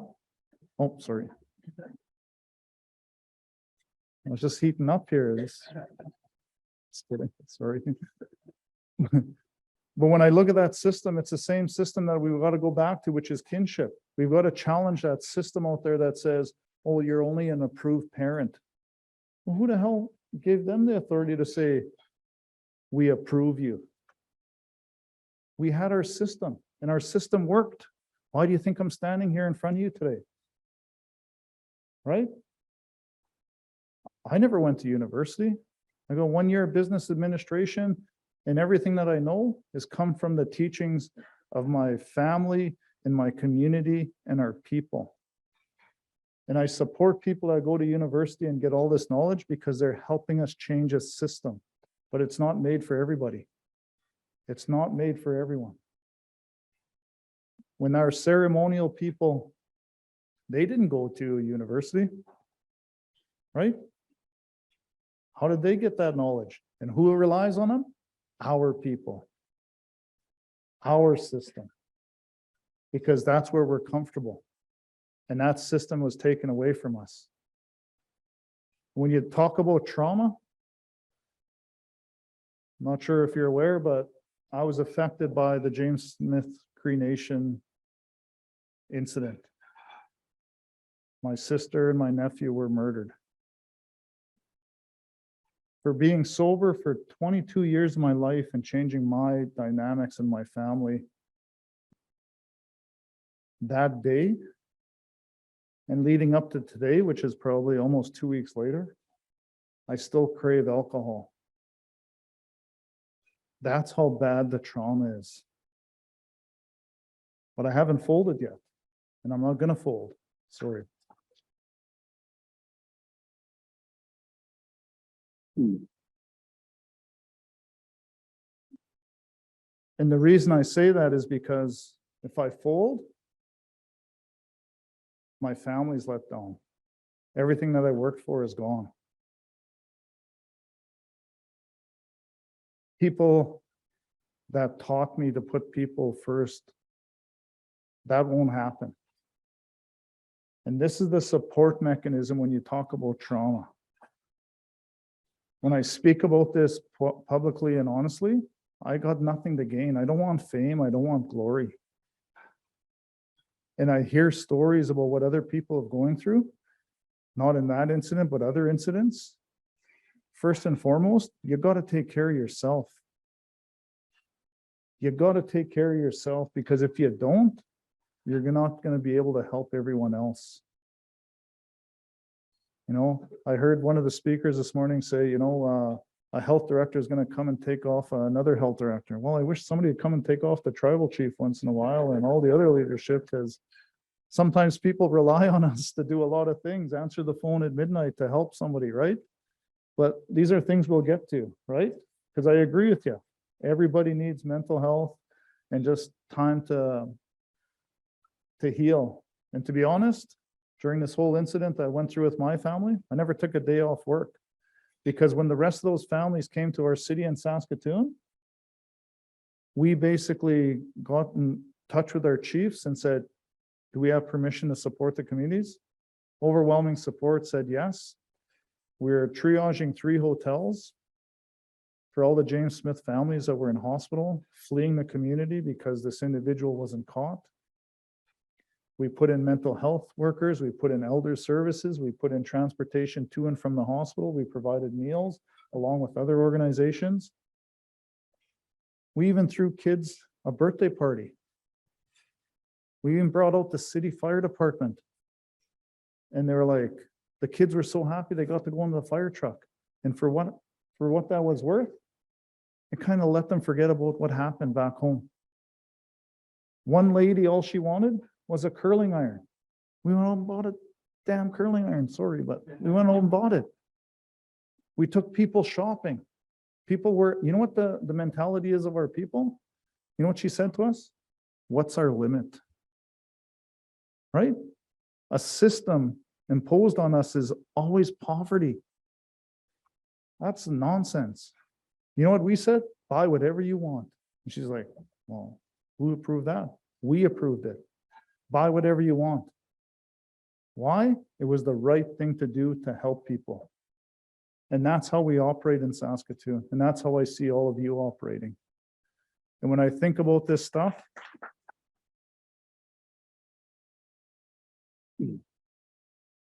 when I think about all this stuff, I say it honestly and I say it publicly. It's not about me, it's about the people. And when I talk about the urban side, I wish I had a whole morning with you because I'd show you our whole system of what it does, because we are making a difference. And I'm not here to tell you that our system is better than yours, because it's not. But in the first and foremost situation is this: keep putting people first, which you do, because they need help and you also need help. We have a CISM team. Our CISM team also needed CISM team to help them debrief, right? You need debriefing. And in closing, I'm getting the 1 minute sign here. I just want to say, you know, I hope our system kind of helps you in an urban setting, because at the end of the day, it's about all of us working together to make a difference in people's lives so we can all have a quality of life. I just want to say, we lift all of you up and we thank you for the work that you do, because we need more people to do this. So thank you very much, everybody. And I hope you guys have a great day. Thank you. Unusaku to everyone. My name is Daniel Afram, and I am a policy advisor with Inuit Tapiriit Kanatami, and I'm also a manager with our policy team. Hello, can you guys hear me? Hi, my name is Isabella Modesto. I'm a policy advisor working alongside with Daniel on the National Inuit Suicide Prevention Strategy. Just wanted to say thank you for being in the space with us this afternoon, and thank you for the opportunity to let us speak about the strategy. Okay. So in our presentation today, we will provide a background on Inuit Nunangat, followed by introducing the National Inuit Suicide Prevention Strategy and ITK's role within that.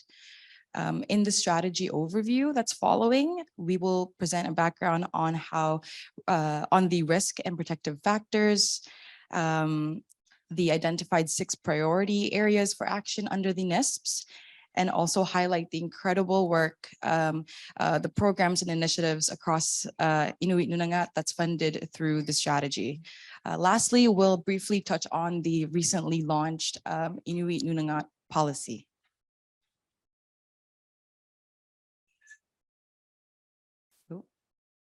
You can see it? Okay. So I'll just begin the presentation by providing a brief background of ITK. ITK was established in 1971 as Inuit Tapiriit of Canada, and it later became the Inuit Tapiriit Kanatami in 2001. The name means Inuit are united in Canada. ITK is a federally incorporated nonprofit organization governed by a board of directors representing the 4 Inuit land claim regions in Canada. ITK is the national representational organization for Inuit in Canada. It represents and promotes the Inuit interests at the national level, covering a wide variety of issues such as the environment, health, social, cultural, and political issues and challenges that Inuit face. ITK's vision is for Canadian Inuit to prosper through unity and self-determination, and the organization's mission is to be the national voice protecting and advancing the rights of Inuit interests in Canada. So you'll see here above is a map of Inuit Nunangat. Inuit Nunangat is the Inuit homeland in Canada. It encompasses the land, water, and ice of the Inuit land claim regions of the Inuvialuit settlement region of the Northwest Territories and Yukon, Nunavut Territory, Nunavik in northern Quebec, and Nunatsiavut in northern Labrador. As well, Inuit reside in northern regions of Alaska, Greenland, Russia, and of course, Canada. In Canada, the majority of Inuit live in Inuit Nunangat. There are 53 communities spread across the regions and 4 land claim organizations. It can primarily be reached only by air and sea. There are about 60,000 Inuit living across Canada, and the median age of Inuit in Inuit Nunangat is 23. It is quite a young population, and this knowledge drives the strategy to look at the needs of youth who may be at higher risk. So moving on to the next slide, we will be looking at the history of suicide rates in Inuit Nunangat. Sorry, I'm just going to wait for that. Okay. This figure illustrates the rates of suicide among Inuit by regions for the period of 1999 to 2003, 04 to 08, and 09 to 2013. Between 1999 and 2013, there were a total of 745 Inuit who died by suicide in the span of 14 years. Roughly 20% of Inuit live outside of their homeland, and there are currently no statistical suicide rate of Inuit residing outside of Inuit Nunangat, as death rates are not coded by ethnicity in the South. We have been in active collaboration with federal departments such as Statistics Canada, Public Health Agency of Canada, and Indigenous Services of Canada about Inuit ownership of this data. The most at-risk group are Inuit males, aged between 15 to 29, with rates almost 40 times the national rate in some regions. It is one of the most urgent challenges facing Inuit youth. The increase after 1970s are due to the effects of colonialism, trauma, and poor socioeconomic conditions. So moving forward, you may ask why we have a national Inuit specific strategy for suicide prevention. There are 3 main things that we know. First is that suicide prevention strategies work. Other regions and countries have used strategies to lower suicide rates. Effective national strategies have the following in common and can help contribute to the work of suicide prevention. First, it provides leadership. It integrates efforts across society, for example, between federal, provincial, territorial, regional, and municipal governments, as long as community organizations and individuals in the community.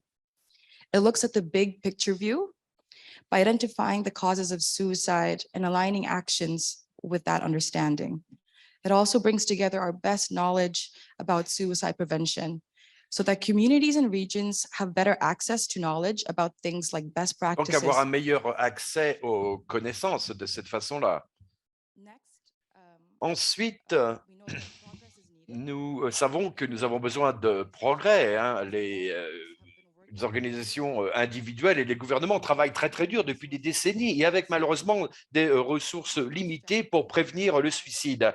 Une stratégie nationale peut donner des outils et des instruments donc appropriés et pour pouvoir arrêter cette stigmatisation. Et puis finalement, je pense que c'est le plus important, c'est une stratégie qui soit spécifique aux Inuits et qui puisse rassembler cette stratégie et pour que on puisse prendre en compte l'histoire des Inuits ainsi que les prises de décision et les développements de programmes. Une chose que nous savons, c'est combien les régions ont été sur le devant dans ce combat. Et donc, dans le développement de ce processus, qui a été donc dirigé par le conseil des directeurs, le conseil d'administration, eh bien, avec ITK, les comités de ITK, qui est donc un comité inuit sur la santé, ainsi que il y a eu des consultations avec les régions qui sont aussi impliquées dans ce processus de développement. Et puis, nous avons aussi considéré la stratégie qui avait aussi reçu du soutien avec d'autres organisations basées sur des faits probants sur les Canada, avec Santé Canada, des commissions sur le bien-être, sur le mieux-être, etc. Alors, comment cela a contribué à la prévention du suicide? C'était une compréhension partagée des risques chez les Inuits. Il y a des lignes directrices et des politiques qui sont là pour soutenir la recherche, identifier des domaines prioritaires ainsi que développer des actions pour avoir des efforts au niveau de la communauté et puis identifier les parties prenantes. Dans ce cas-là, nous avons souligné cela, hein, c'est toujours dans ce silo en lui-même, mais vraiment pour identifier les parties prenantes essentielles et puis les régions, les communautés et pour pouvoir travailler ensemble. Alors, les facteurs de risque,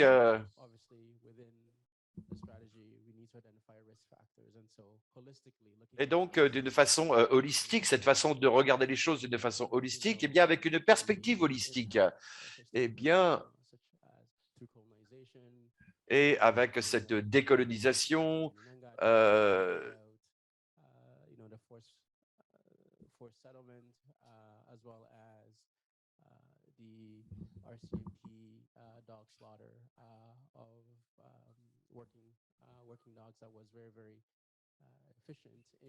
et puis tout cela, c'était très, très efficace pour aider avec le voyage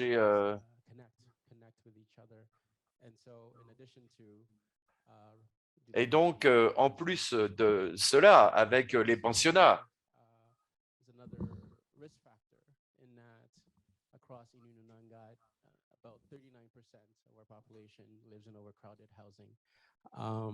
And our life expectancy across Nunangat is about 10 years less than Canadian national rates. And because of our limited access to roads and supplies, typically cost of living is quite much higher than the average Canadians. Another risk factor is the wound and family. When we think about different things like exposure to violence, exposure to physical sexual abuse, all those things can contribute to that level of risk.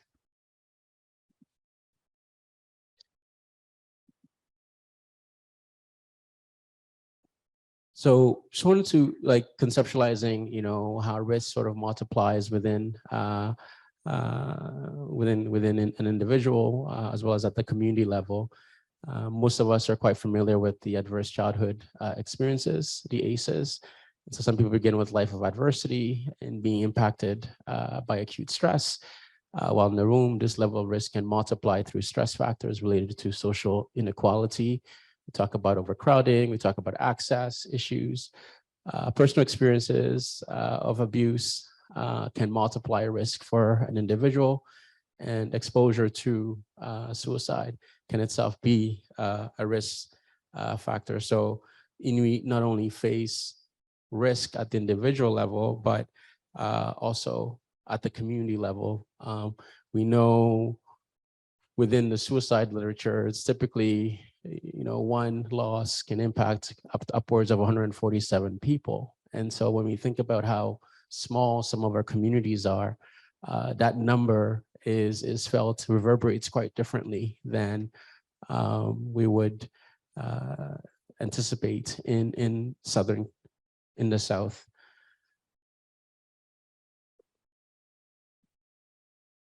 We've engaged throughout today. There's been a lot of discussion around resilience factors among Indigenous populations and within Indigenous communities. And so in looking at what protective factors are coming out during these consultations is, the strengthening of families, cultural continuity, equity of social equity at different levels, and as well as optimal development with regards to supporting development from a very, very, very young age. That for strategy to be effective, we don't just start in adulthood. We don't just start in late adolescence, but rather it's these investments at the front end from early on that can be beneficial. So within the strategy, there's 6 priorities, and the 6 priorities they're quite comprehensive, and I do encourage all of you to, if you get some time, to go to the itk.ca website to download the strategy, which walks you through the 6 priority areas of our strategy based on community input, in addition to the action plan that is associated with those priority areas. And so first one being essentially creating social equity and connecting the concept of suicide to more than just a mental wellness component, but to a larger social determinants of health component. We understand, and it's been reiterated so many times throughout this summit, of the importance of culture. And so the strategy, there's a strong emphasis on creating cultural continuity, whether through language, through connection to the land, and through connection to our to history, to Inuit history, and then as well as nurturing children from a very young age in wanting a healthy Inuit community. But in addition to ensuring that we have a continuum of services available to all Inuit, and not just a fraction of service that may be available here, but not available in a really remote community. I will encourage you to sit through some of our colleagues across from the regions who will be speaking to some of their work that they're doing as well. But from the strategy, some of what we've used is we've used some of the funding, allocated funding towards augmenting different areas, activities that some communities have been engaged in already. So most of these are established programs in communities. Going back to regions, know what works for them. And so how do we partially try to augment some of the items that are already working for them in their communities? And that's been done through investments, some investments through federal government with initial seed funding of $9 million for the implementation, and then a 10-year commitment of $50 million for regions to do this work. I just got that was okay. Oh, so it's questions. And so the last thing I think I really wanted to highlight is, it's been highlighted again so many times throughout today, the complexity of Canada's relationship with Indigenous communities, especially when it comes to existing rights, constructive arrangements, and future promises. And in keeping that in mind, one of the things that it's been established with regards to co-developing with the federal government has been the Nunangat policy.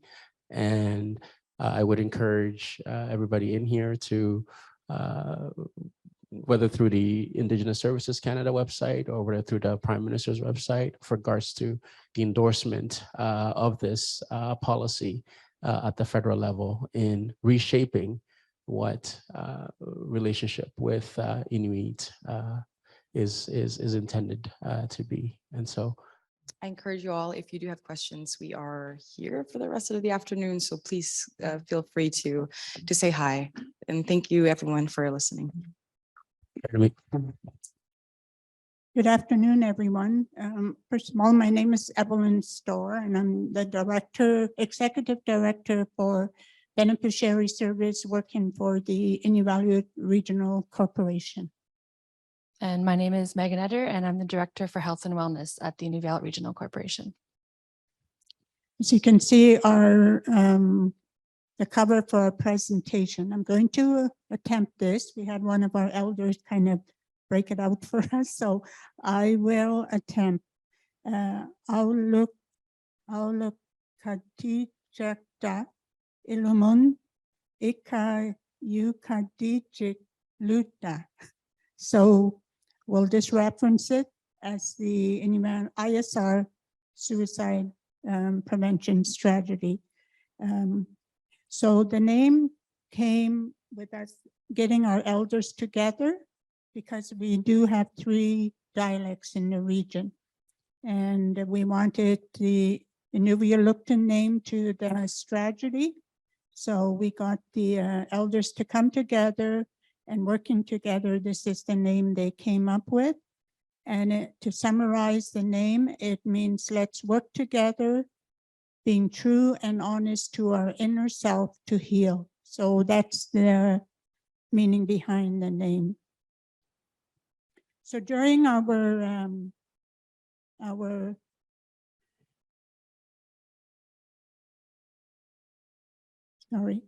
so the background, and you've heard some of the background on the National Inuit Suicide Prevention Strategy. So that identified the actions, risk, and protective factors, and it guides the regional and national policy and implemented, like stated in the presentation before, was back in 2016. So one thing that we learned pretty quick after a few years of implementation of NISPs was that it didn't necessarily have ground roots, in community guidance. It was very more high level, regional, and based around action at a national level, which was important. But we were recognizing that in our communities, they were struggling to implement the strategy themselves. So what that ended up happening is resulting in IRC having their own regional strategy. It is one that was created by and for Inuvialuit, and I'll get into how that in a minute. It has on the ground implications. So there's actions that community members, community organizations, and our regional organizations can take. As well, it reflects the needs, experiences, the strengths and challenges that are identified by Inuvialuit. We did not rely heavily on data as much as we did the communities on this one. We did do a literature review just to check, but we really wanted to hear it from our community members. And overall, what the intention of the strategy is to empower our communities to take action to improve overall well-being internally and within the community. Who we heard from was a large group of people. We have 6 communities in the ISR.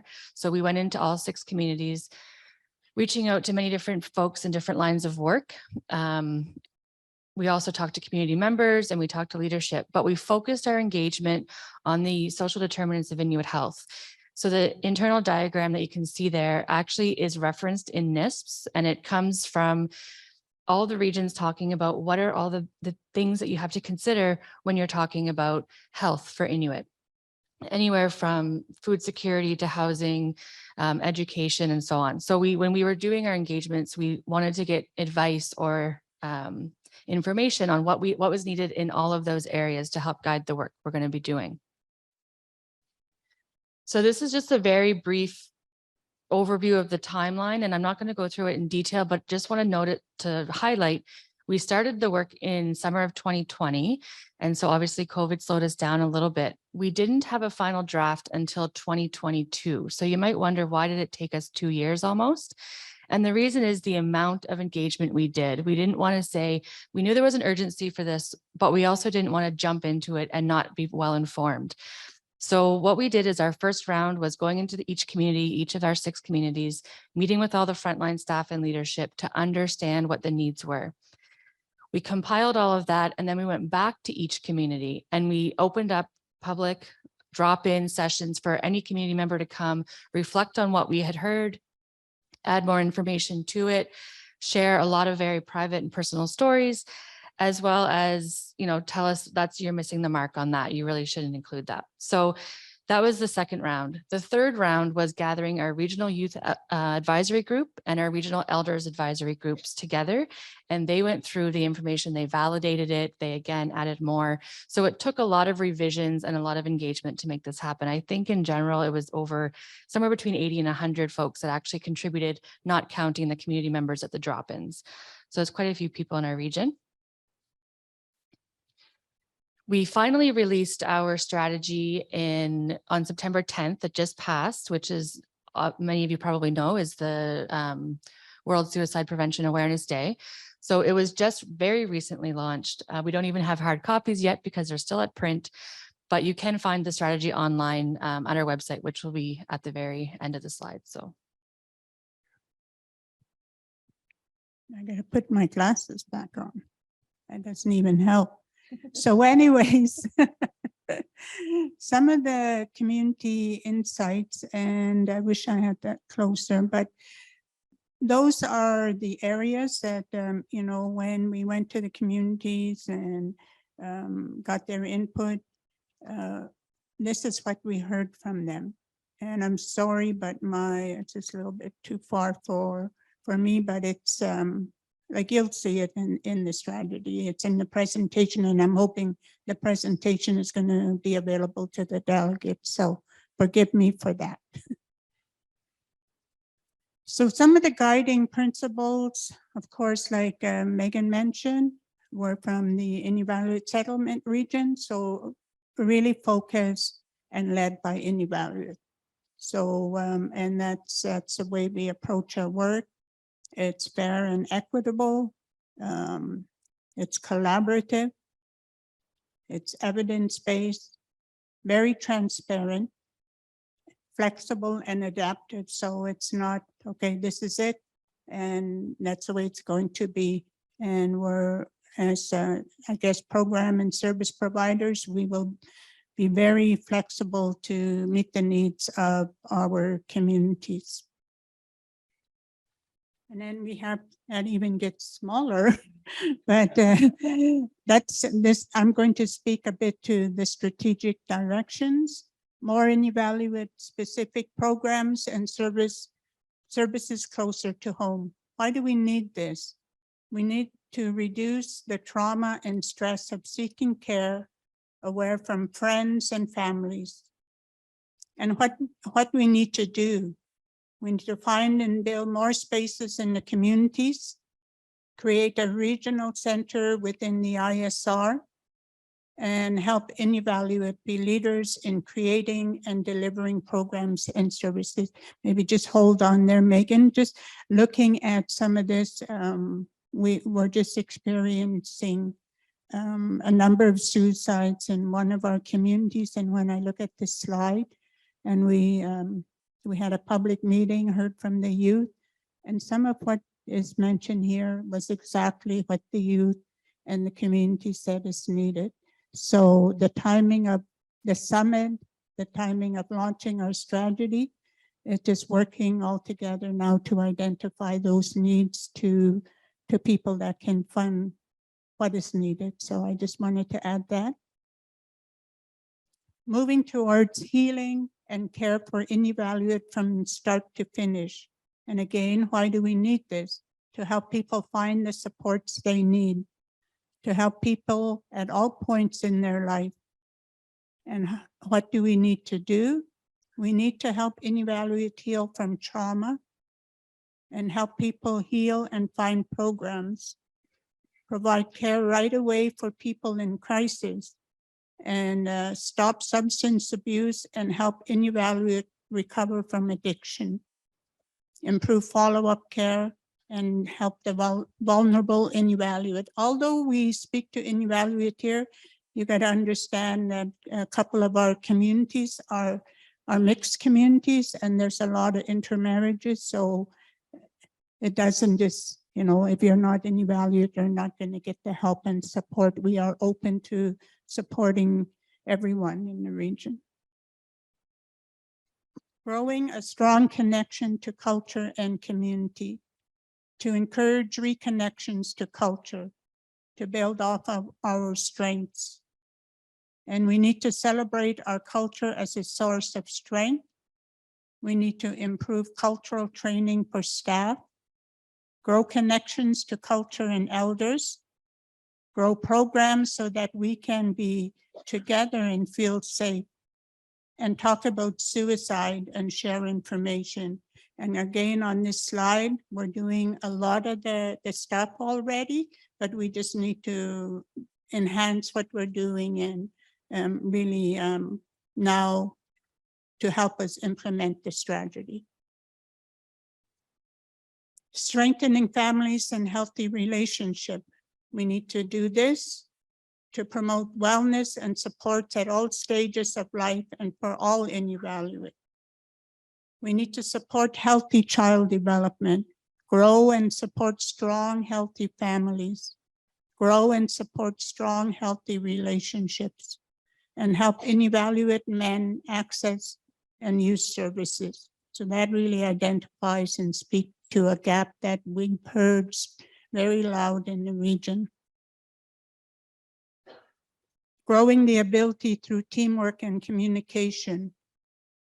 Why we need to do this is to have partners help do and fund this work, to help others and they develop and implement their own strategies. And what do we need to do? We need to work together to put the strategy in action. We need to share what we've learned as we put the strategy into action and help get long-term funds and resources to put the strategy into action. And services Inuvialuit want to see. So there's a list of services, a 24-hour Inuvialuit response team. And just an example of that, the community that I mentioned, we had to work in partnership with the health authority where they provided a phone to people, to a central person in the community to have that 24-hour service available at this time. It's very crucial. We've heard about 24-hour drop-in centers from our youth, aftercare resources and support, community gatherings, on-the-land programs and camps, intergenerational events and workshops, the Inuvialuit wellness worker in hospitals, Inuvialuit support to crisis response and working in partnership with the RCMP. And we need more training, culturally sensitive, assist, safe talk, and youth-empowered videos. Some of the barriers that our community members identified as we were getting information from them, they kind of broke down into these three categories. The first one being funding. I'm sure I can speak to everyone in the room when I say there's rarely long-term sustainable funding for these types of programs. So they often start and stop and they're inconsistent. And that was found as a big frustration for our communities.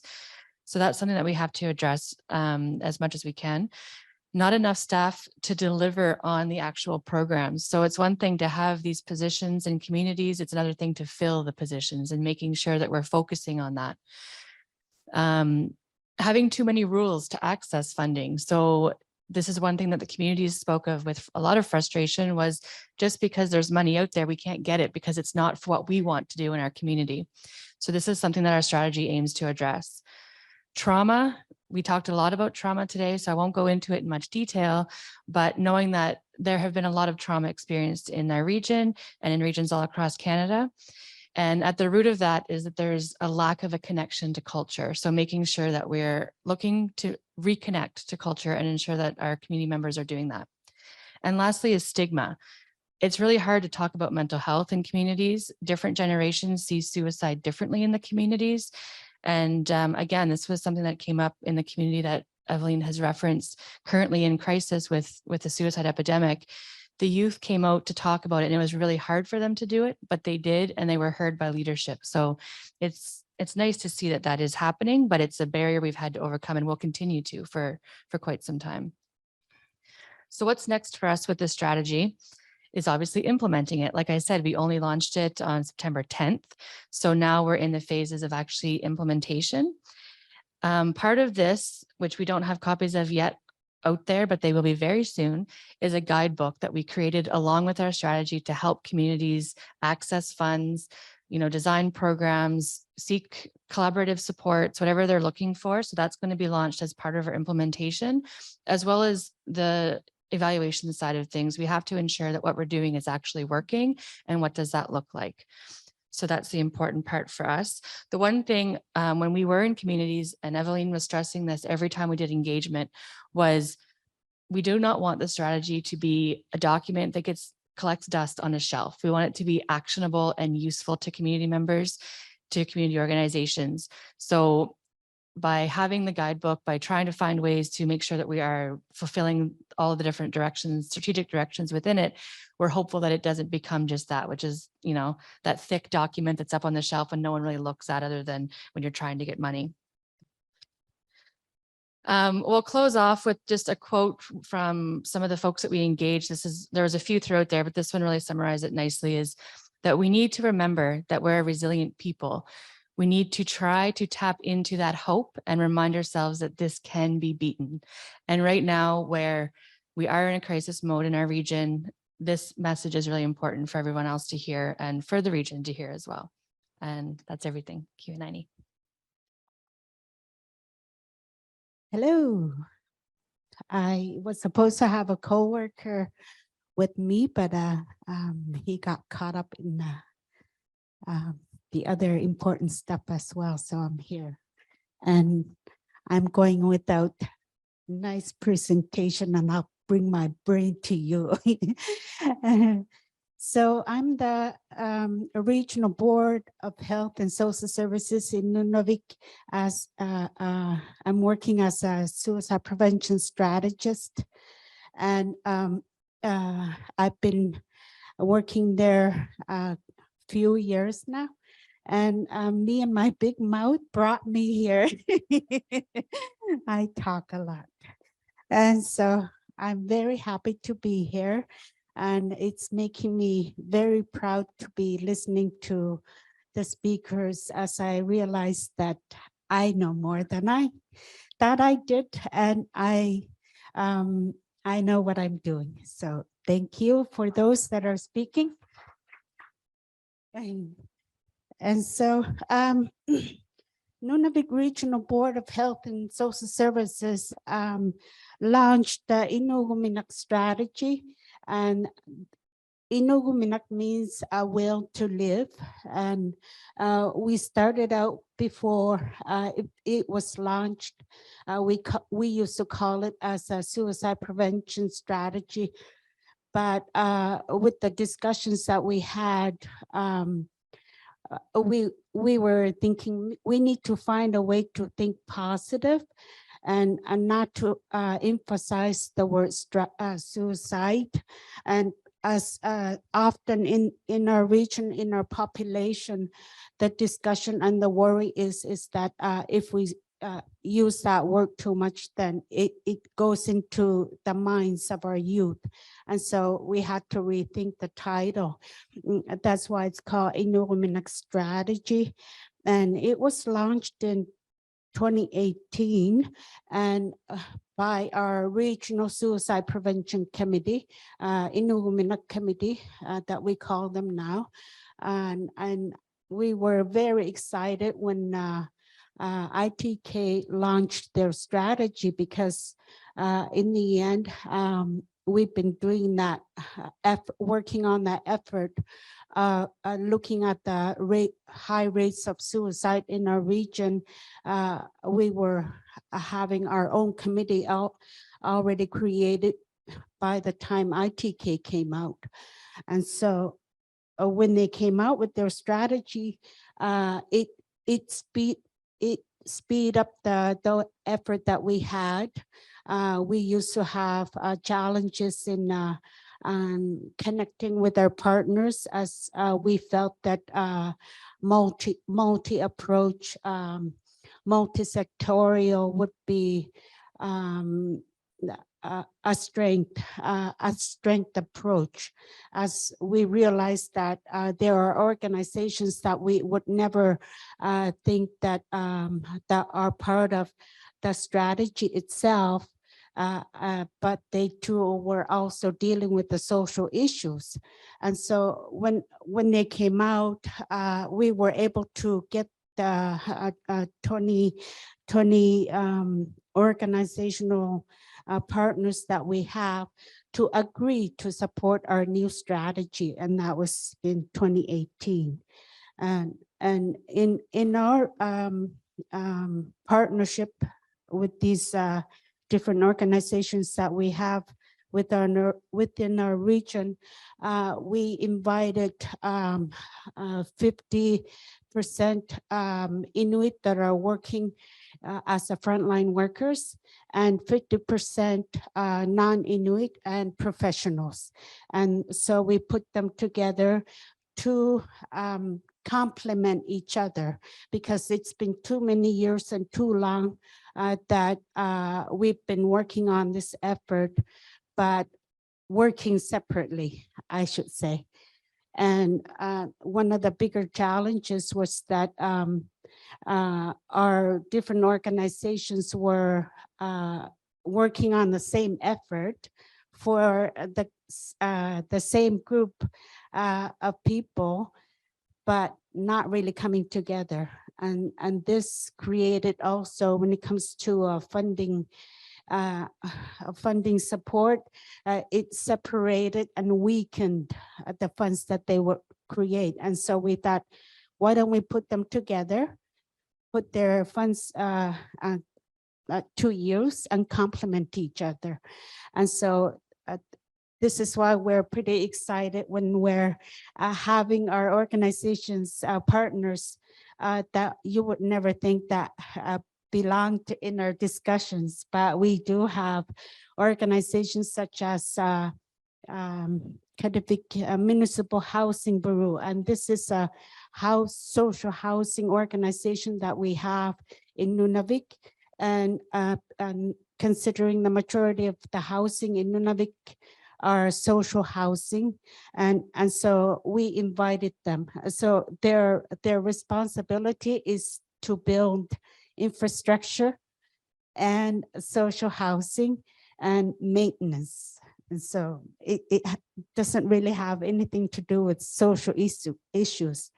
But now that they realize, they had realized that even their maintenance workers that has to go into the housing for these individuals are also dealing with individuals with mental health issues, that are living at home, not a very healthy state of mind. And so now they're asking for training workshops on how to deal with individuals with mental health issues. So my job is to look for certain programs that would answer to their needs. So that's the kind of unusual partners that we work with, and they do put their input on our action plans that we need to work on. And so now, because of them, we're starting to look at the policies on employee assistance program, for example, because their employees are starting to burn out as well, and they're dealing with a high turnover. And so having these odd organizations to realize what kind of input that they have on Inuuguminaq strategy, what kind of community-based, Inuit-based, culturally safe, culturally based strategy. It's going beyond what we expected. And so we're very excited to say, well, okay, working with inviting all kinds of organizations, it is working, and we've been working on it since quite a while now. And so I needed to, I wanted to talk about that one. And then the other one is Unaq's men's programming. I'm trying to use that organization, and it's based in Inuktitut, very community-based, very Inuit-led, culturally appropriate. And what it is prevention programming for young boys and young men. And they do train them on how to live on the land, how to build things, and literally bringing back our Inuit young men into their own identity and training them to be how they were supposed to be, or how they used to be, or where they come from. And so now they've been existing for quite a number of years, and they are now able to vouch that that this kind of programming does work. It does work, and they do believe that you grab them from the beginning. So elementary ages, even little children, little boys are invited to be learning, to be in the environment of healthier men. And so now those children, those boys that were there right from the beginning are now young men. And the Unaq's Men's Association is saying that we do have the proof that it works. So now with Inuuguminaq strategy, my job is now to promote their programming and to ensure support and encouragement. And then someone earlier mentioned that the funding is an issue. They do go by nonprofit organization applications. So, and then they deal with complexity of the policies in accessing funds. And so now it's my job to get louder for them too. And although I'm a female lady, even though I'm a woman, but I want what I want for my grandsons. So now I'm here, and I've been encouraging them to, because they strongly believe that it has to come from us men. It has to come from us Inuit men.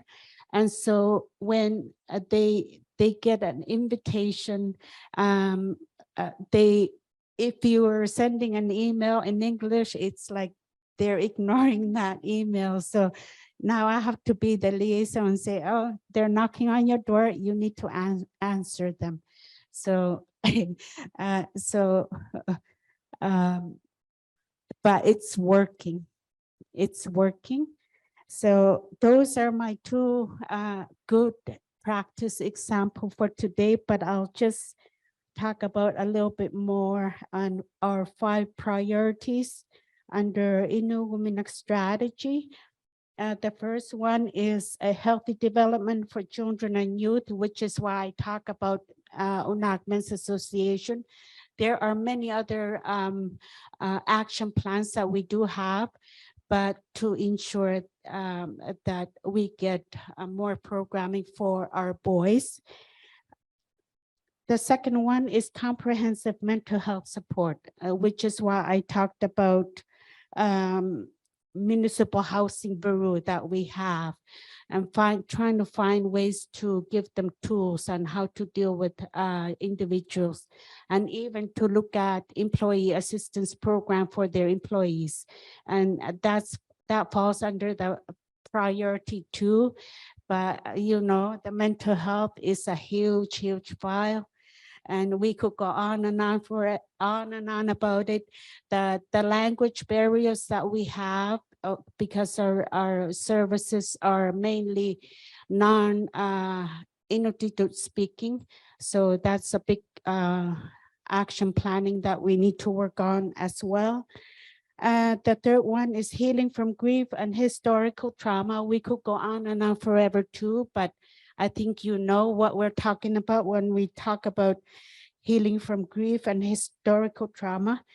And then the fourth one is Inuit knowledge and mobilization, which is why I'm here alone, as I'm the one that speaks to the population, and they speak to me. So I do have a weight on myself, but I think I'm doing pretty good.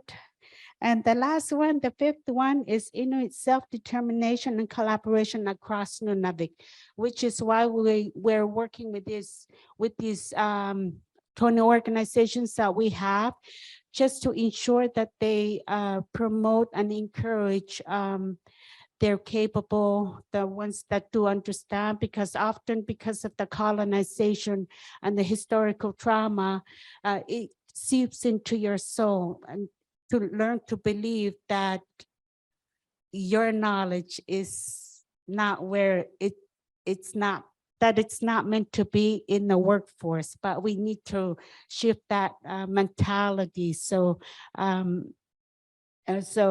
I talk about that, but when it has so many content in that, in the Inuuguminaq strategy itself. So those are my information that I planned to give to you. It was a lot of pressure when we were asked to put down something for 15 minutes. When you have the strategy, the huge strategy, the file in itself, and any kind of questions and comments that you have, usually, yep, or I know, I do, I have a comment on it too. So I'm very happy to listen to like-minded people today. Thank you. My name's Mariette Sutherland, and my Anishinaabe knows-win is Zhangidekwe. So Zhangidekwe Dichnikas, Wawas Kinagaron Jaba, Makwadodem, Anishinaabe Kwayandao. I live and work in Whitefish River First Nation, so I'm not from the Sioux Lookout area, but I've been privileged to be a supportive resource to the Sioux Lookout First Nations Health Authority with many of their planning projects. Over the years, I've helped them with some strategic planning, some diabetes planning for the region, and now mental health and addictions. And I'll introduce the project as we go forward, but I first would like to turn it over to Janet to introduce herself and then share a little bit about the complexities and challenges of working in the region. And maybe I'll just also let you know our objectives with today is to, we have a bigger project underway involving mental health and addictions review for the region. Okay, I'll start then. Our project involves a more fuller picture of the programs, the supports, and in all areas of mental health and addictions. A subset of that review involved the community treatment programs known as the Suboxone treatment program. So that's what we're going to talk about and focus our remarks on.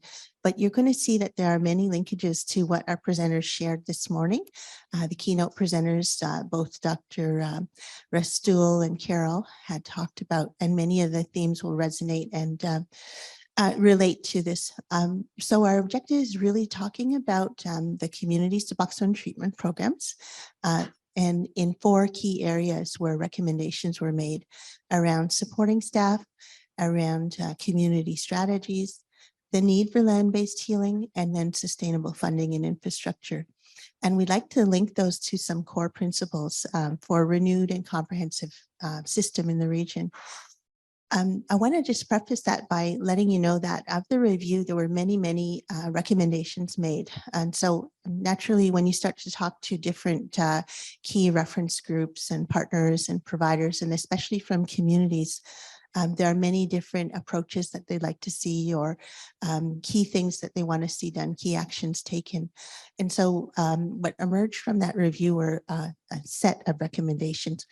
And our working group, of whom Janet and Terry and a number of others from within the Sioux Lookout First Nation Health Authority had spoken to the need for nesting those recommendations within more of a vision and more of the principles. So that's what I want to describe for you in today's presentation of looking at how those fit with their vision for the long term. So it's not just a discrete small program intervention that gets tweaked and refined and so forth, but rather it's laid within the bigger picture of what was the vision of the chiefs from that region in their Anishinaabe health plan dating all the way back to 2006. So we'll talk about that. We'll talk about the recommendations. They won't be new to you. I'm sure many of you who work in this sphere will see and resonate with a lot of those recommendations, but we'll talk about how they link to a bigger picture of how the region would like to move forward. So I'm not sure if Janet's on as yet. Maybe at the back you can alert me. Not as yet, eh? Okay. Why don't we go ahead, because I know at any point along this presentation, she's able to chime in. She's sort of been the leader from the Sioux Lookout First Nation Health Authority, who sort of tasked us with this project and has led the working group since inception. We began that work about a year or so ago. And as you know, and maybe some of you don't know, but Sioux Lookout First Nation Health Authority has a really Harriet, can you hear me? health services and mental health services to many Hello? communities in the Northwest.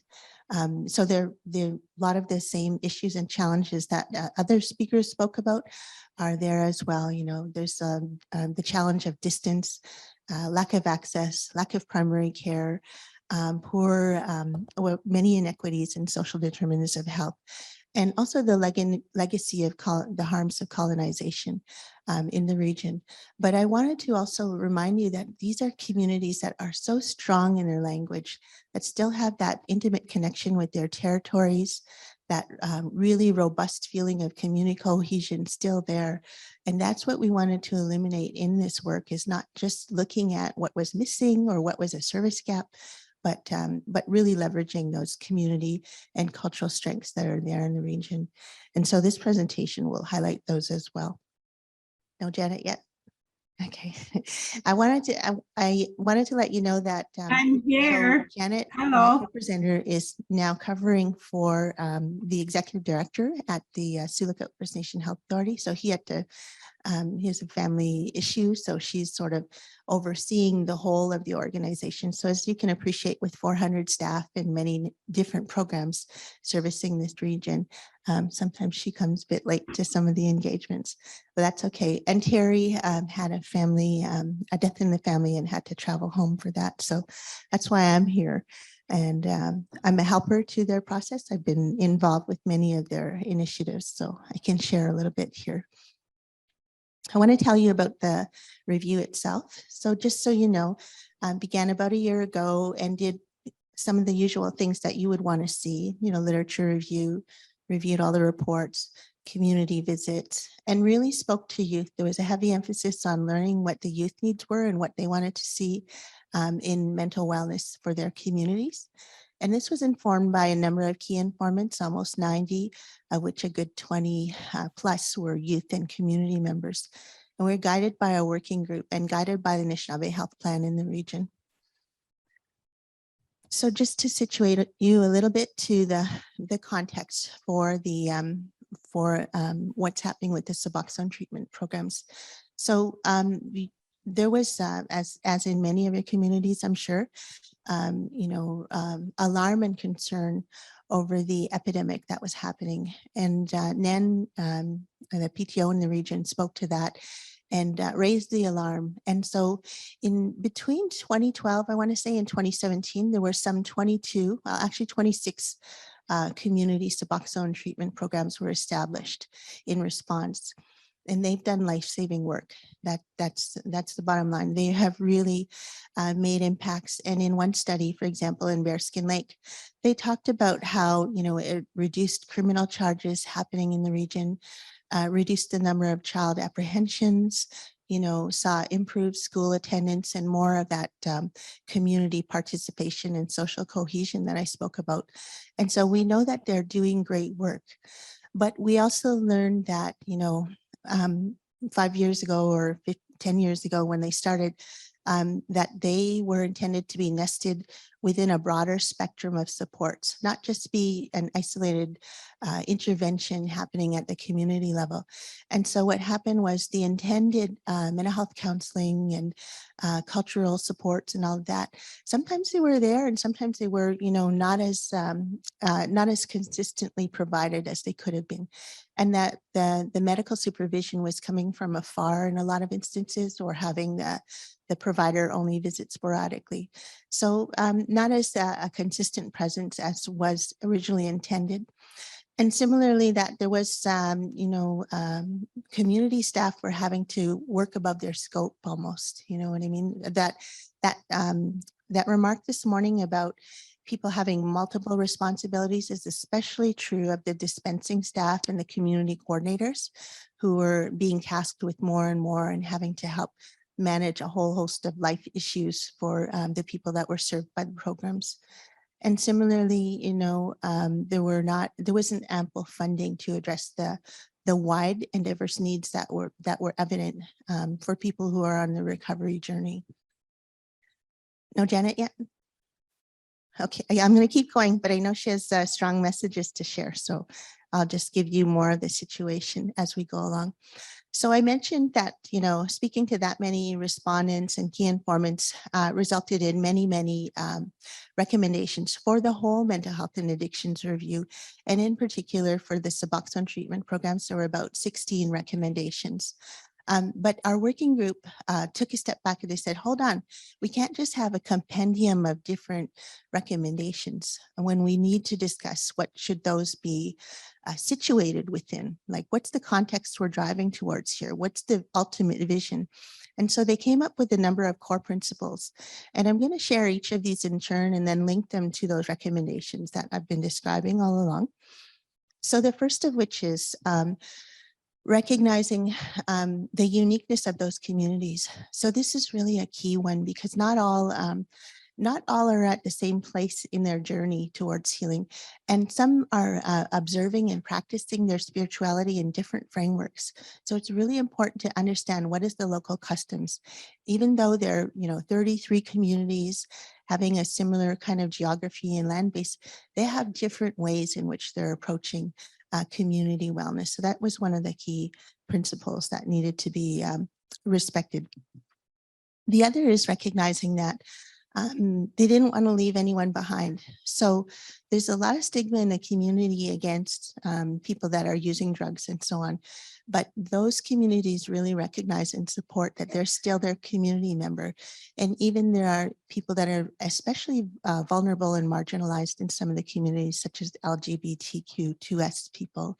And so they wanted to honor and accept everyone, no matter where they are and what place they are on their healing journey. And the other principle they wanted to, oops, I might have passed it. Okay, using the inherent gifts in the community. So I was hearing earlier about, taking an intervention from elsewhere and then trying to modify and adjust it and dress it up for your own communities. What they're wanting to do in their strategy and their approach is to really look at, what are the strengths that are already in the communities? The fact that they have their strength in language, the fact that they have elders that still have knowledge of the land and territory and their practices is really key. And they wanted to really build upon that and leverage that as an approach. Mariette, can you hear me? And finally, as I mentioned at the outset, they had also a principle which was really investing in their youth and realizing that that's the way forward for them, that they're going to be their leaders. So they wanted to make them as strong as they possibly could and make sure that the services and the system are responsive to their needs. And so in the mental health and addictions review, there's a whole set of recommendations for youth, but I'm going to focus on the ones that talk about strengthening the community treatment programs. So the first principle is about working together. And I was really gratified and heartened to hear about the workforce wellness strategy, because that was a key piece of the puzzle here. We have many recommendations that talk about supporting that capacity at the community level and building up the staff whom are delivering those programs. In particular, recognizing that they need to be integrated into that circle of care. So what happened is sometimes those dispensing staff or the community coordinators were sort of off on their own and not as intricately linked or integrated within the broader set of services in the community, and that really needs to be strengthened. They talked also about, having training. Some people came into their roles with really sound lived experience in their communities. Maybe they're on the recovery journey themselves, but also need a little bit of training and support, and also the possibility of even networking with some from any of those 22 or 26 programs that are in the region. And the networking really hasn't happened yet. And it could be very valuable to all who are involved. And certainly there was a need to make explicit that linkage with skilled mental health and addictions counselors and cultural support persons, on the land counseling and all of that, to really make that explicit and not sort of ad hoc as it had been happening in some of the communities. So that was another area about working together. And similarly, supporting the staff around that trauma-informed understanding of care. And I really like that strength-based language that was shared here in this room earlier about being community healing specialists, not trauma specialists. We want to talk about, moving forward and what communities want to see. And finally, understanding that, it's like a little Venn diagram, if you will. You have people with the clinical expertise on the one hand, but you also have really strong people with maybe some social work background or even their cultural background. But we need that middle ground to be built up and beefed up, and that interactive interface strengthened and supported, so that even, the potential for functions like an addiction specialist to be a go-between between both sides of the equation. So those were some of the recommendations under the supporting staff. And again, underscoring that principle of working together for seamless care. Janet yet?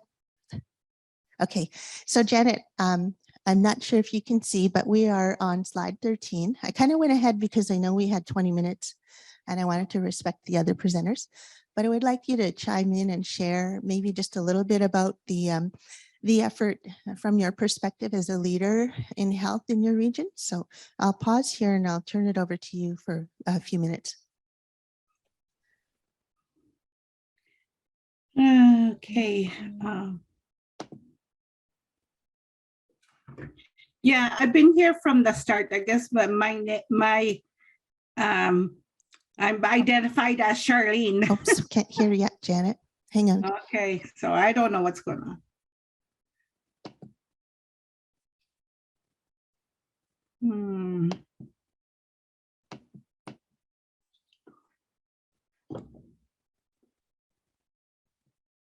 Okay, how's that?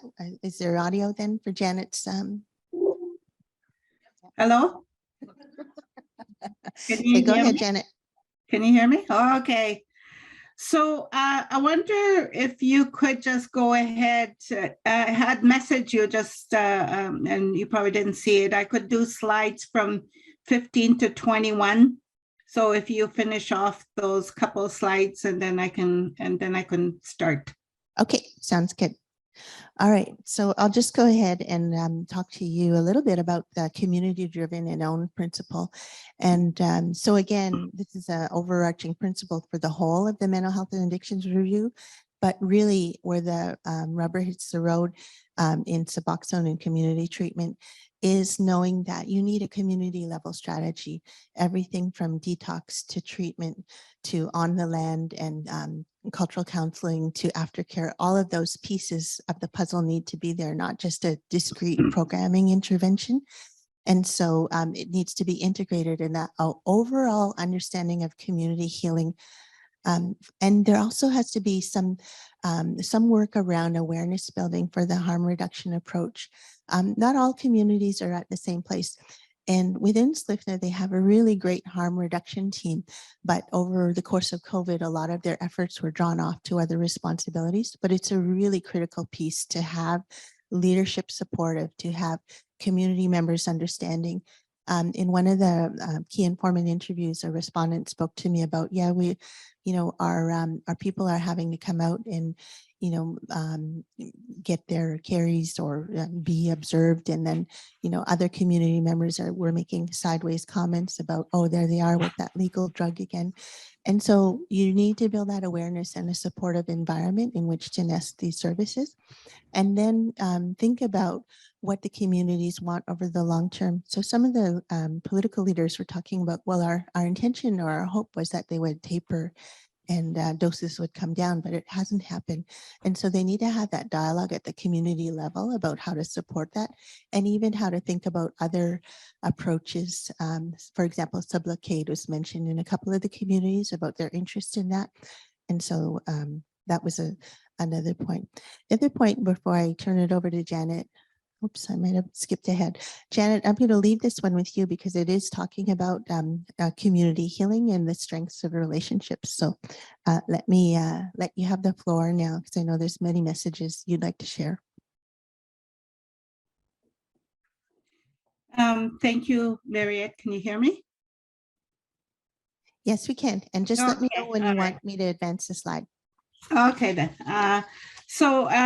So just quickly, Janet, my name is Janet Gordon. I'm the Chief Operating Officer for Silicon First Nations Health Authority, and I oversee the health services that get delivered from our communities. And one of them is the mental health services that's under our organization. So we're, as Mary said, we're doing a review of mental health and addictions, and with many people doing pieces of it, we're trying to find a way in how we can coordinate the services better and make sure that people don't fall through the cracks and provide a good continuum of service. So one of the other core principles that were talked about is fostering and strengthening families and communities.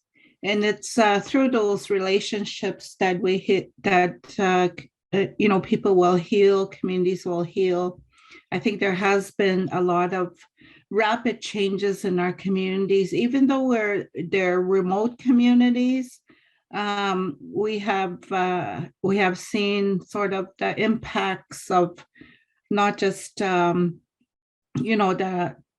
technology, the food, the language interruption. It all impacted on the well-being of many people. So we need to support communities so that the communities can be supported to strengthen and have healthy relationships. And the opioid crisis has really done a lot of damage to communities and to families. Next slide.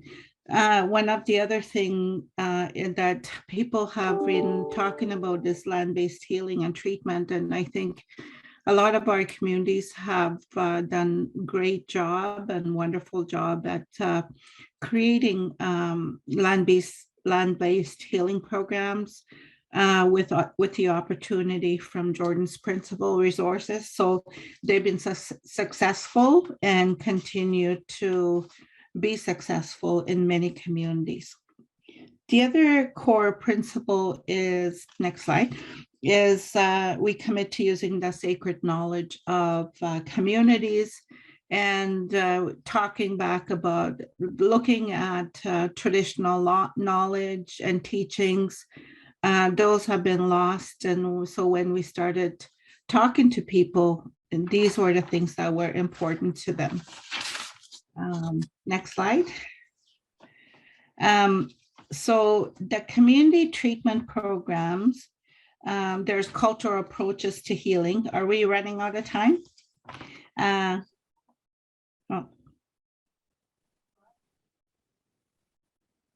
Oh, okay. I'm sorry about that. You can't display both Janet and the slides, but Janet, if you want to just share maybe a concluding remark about the community land-based healing and then approaches going forward.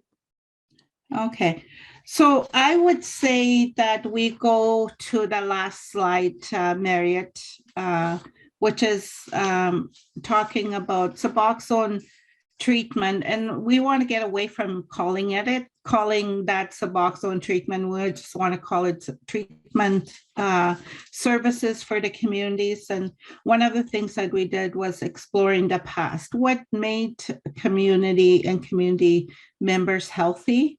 And there was lots of stuff lots of practices from birth that happened that was important to people. And then really looking at the present, the strengths and things that work for communities and for people, to keep those and bring them along to the future, which is a more comprehensive system of care with the tools that people need, and using community knowledge and community gifts and community expertise to deal with addictions that's been in our communities for over 10 years, and finding different ways other than Suboxone to treat people. I think that's it.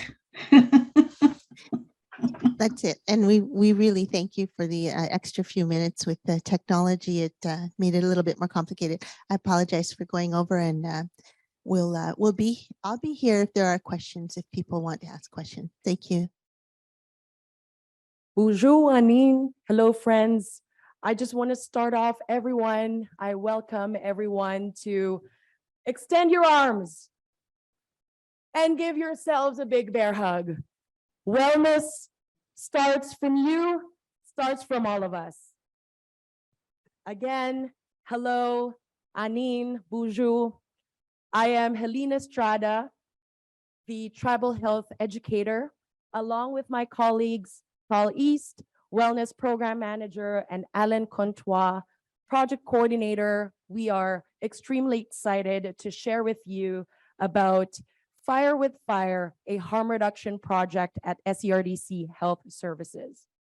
Miigwech, thank you for the opportunity to gather at Treaty 13 territories, customary lands of the Mississaugas of the Credit, Anishinaabe, Chippewa, Haudenosaunee, and the Wendat peoples, and is now home to many diverse First Nations, Inuit, and Métis nations. Again, this is us. We're the Fire with Fire project team.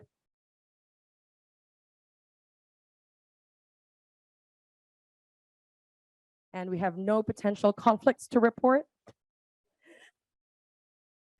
Just a quick introduction about Southeast Resource Development Council. We are at Broken Head, Ojibwe Nation, Winnipeg, and West St. Paul, and we would like to acknowledge the 8 member communities of our tribal council: Broken Head, Blood Vein, Black River, Barons River, Poplar River, Pangasi, Little Grand Rapids, and Hollow Water. A+ because I memorized that. SERDC, along with the many helpers from our organization, incorporate Mino Pimatisuwin, which is Ojibwe for the good life, in supporting and providing secondary supports to our member communities through economic development, student services, advisory, and our largest programming, which is SERDC Health Services. So these are the various programs that we offer. our member communities. And I just want to emphasize harm reduction program, which is a newer program that was an inspiration from the many Indigenous leaders who advocated to bring along this programming. And also it's a recognition from our communities about the importance of harm reduction as a wraparound approach to support folks who are using substances.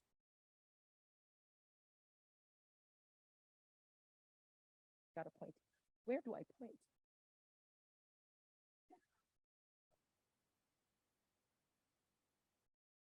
Our harm reduction program, we aim to support our member communities and individuals using the and putting it into action, the evidence-based recommendation of two-eyed seeing blended approach. So the Western approach as well as Indigenous approach of client-centered, strength-based, and culture-based approaches through our outreach, education, and awareness, opioid overdose prevention, naloxone training, and support community distribution sites, needle distribution support, meth and crack pipe supply support, safer sex supplies distribution, addressing the associated risks of stigma, and also to advocate for First Nations culturally sensitive practices. SCRDC Health Services is quite honored to be bringing along and starting the Fire with Fire project, fully informed risk education with a foundation of individual recovery experiences with the Ojibwe translation, Ishkotay, Aputchitoon, Meekatamun, Ishkotay, which is a direct translation using fire to fight fire. And I'll hand it over to Tal to tell us the story of how it all came about.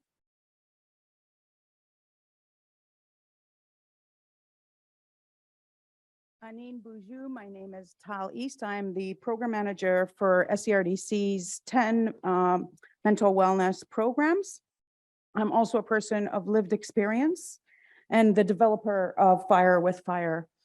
So I'll tell you a little bit about how that came about. I was very excited to submit the proposal to present this project today, and even more excited when it was approved for us to come to Toronto and be able to talk about Fire with Fire, which we feel is a unique approach for our communities. And then a tragedy struck my family, and I wasn't going to come with my team. 2 weeks ago today, my son, Zacharias McGee, died of an accidental drug poisoning. And I wasn't going to come and talk about Fire with Fire. Zach was only 28 years old, and I felt that my family needed me to be at home. But then we had a family meeting, extended family and the very close kin, and decided that the best way for me to honor my son is to be here today. And more importantly, well, maybe not more important than honoring him, but just as important, is to share that myself as a addiction specialist, as a harm reduction specialist, as a person with lived experience and gigantic advocate for substance users and safe supply. If it can happen to me and my family, it can happen to anyone.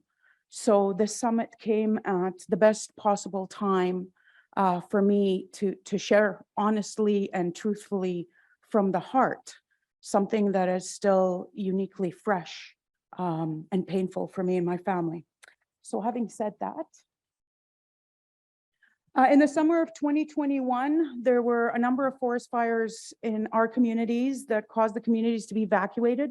The communities of Pangasi and Little Grand Rapids were evacuated in whole, absolutely everybody, and moved to the city of Winnipeg, where for the next 4 months or so, they lived in hotels with inadequate resources, with things that they didn't have from home, with their surrounding being completely different, and with a whole bunch of new drugs that some of them had never seen before, now being available to them, youth being exploited and so on.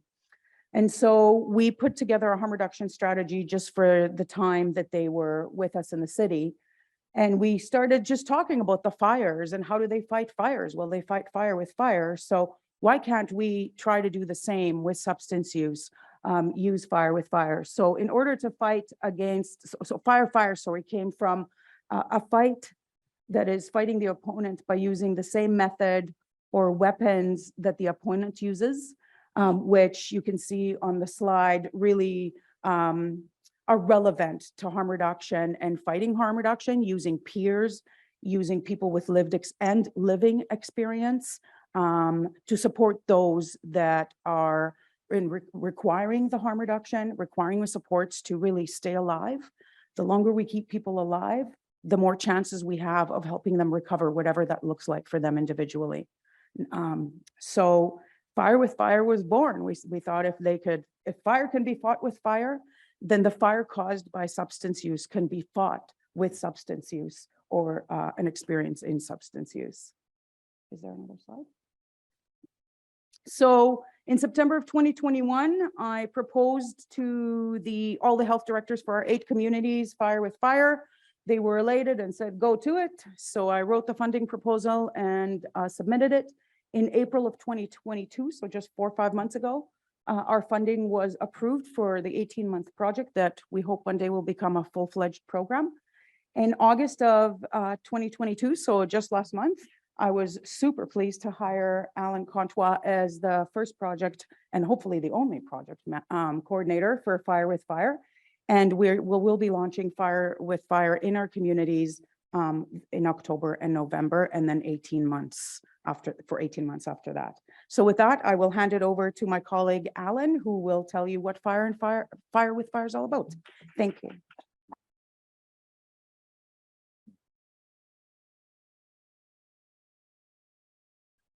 Thank you, Tal, for sharing that deeply personal and moving experience, as I know that it really drives much of our work in terms of who we are as people helping one another and helping our communities.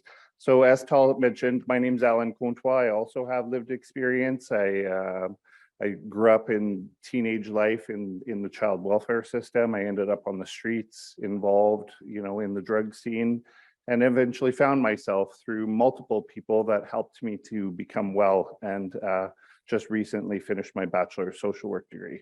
So I was super, thank you. I was super excited to have been introduced to this project, a newly, graduated social worker, wondering what I was going to do by Tal contacting me. And what really moved me even more than the description that Tal had just described was this logo that is on the screen. It is the Fire with Fire logo. And as you can see, I've created this poster to sort of promote it on our social media page about what it is. But really, it's about rising from the ashes and giving people hope, creating a new sense of balance. And that was really the recovery journey that, many of us are on, right? And it is about, creating that next best step. And so I just find that that logo is so inspiring, and I hope that it inspires the people that we will be working with. So here's some more of the artwork that have been created in terms of posters, just to inform community what it's about. So the first depicts Fire with Fire, which really is about reducing negative health outcomes. Overdose, drugs often will promote STIs. So there's lots of overlap with the harm reduction piece. And we felt that it was also really important to just create posters for people that use drugs in community and have lived experience to really draw their attention to what it is that we're doing here. And this poster that you see on the left side of your screen, which I guess would be your right, has gotten the most attention on social media.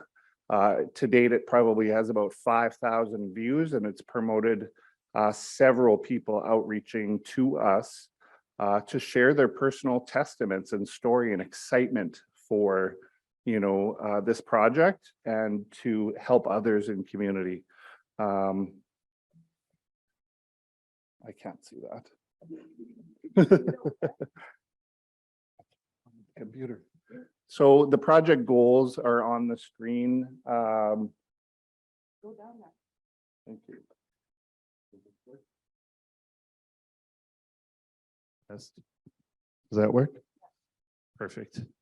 All right, so the project goals are to respond to substance misuse in the communities through peer mentors with lived experience. As you saw on the previous screen, we'll be hiring 21 peers. That would be 3 in each of the 7 communities to work with people in an outreach capacity and training capacity, mentorship and support capacity. So the focus is on looking at individual needs versus behavior. So as you see, we promote language that is really applicable, substance misuse versus substance addictions, or that type of really negative language. And the importance of peers will be to walk alongside individuals in a confidential, safe, responsive, and respectful manner. I anticipate that people will be able to intervene early in many situations that hopefully will reduce negative outcomes as it relates to child welfare involvement or other related systems. So the whole goal of Fire with Fire is to improve access to services with a harm reduction lens. And through that, we will facilitate the development of community risk reduction needs. We will be offering various trainings and skill development and mentorship opportunities for the peer mentors. Anywhere from naloxone training, fentanyl strip testing, nonviolent crisis intervention, CPR first aid, all the great skills that will be able to be available in community. And the whole purpose of that is, given the remote nature of some of the communities and the members, it would provide access that we see people have in community that we don't always have in our remote rural communities. And it, of course, increases opportunity for those with lived experience to support others. That's been one of the biggest pieces that people have reached out to say that they've always wanted to, help others, but given where they are in their communities, they just didn't feel that they had that opportunity. So this project will give them some hope to do that. So the peers will form quick response teams and will act as overdose prevention trainers. The peers will decide what outreach looks like in each community. They'll form education campaigns to reach others through language matters and decolonizing substance misuse, and just train others about harms. It will also improve community programming and overall health wellness, and each peers will utilize their specialized training and share that knowledge with others. The objectives, I think that I've already kind of captured, running out of time. It will reduce negative health outcomes, relationship between the peer and community team. We've already reached out to the RCMP as an example to partner to hopefully have them know about us so that we're responding versus them in situations where, of course, there would be increased risks. So some of the response that we've gotten includes what you read on the screen. We've had 55 applications in 3 weeks for these 21 positions, and that's huge for people. And these quotes, I think, speak to just how needed the service is, right? I've talked to so many young people as an example where they, have generations of alcoholism or substance abuse, and they really are saying, like, I want to help, I want to help my community. I want to do this. And it's just so empowering to hear some of their stories. We respond always to their stories with "we honor you." And really, that just opens the whole doorway to their continued interest in this initiative. 3 weeks live on social media. We already have 127 followers. Our posts have reached about 9,069 people. And while the project is open to anywhere from 15 to 65 plus, you can see the audience that we're reaching are mainly women. And it's within the demographic of 25 to 64. And questions, comments, concerns, and our contact info. Well, first of all, I'd like to thank you for giving me the time today to come in and talk about a little bit about what I do and how I've came along in my own journey, both personally, but also professionally, and kind of how I got into this line of work. So my name is Audra Stonefish. I work for Chippewa of the Thames First Nations, located just outside of London, Ontario. It's about 2 hours south of here. And my formal title is Cultural Harm Reduction Outreach Supervisor.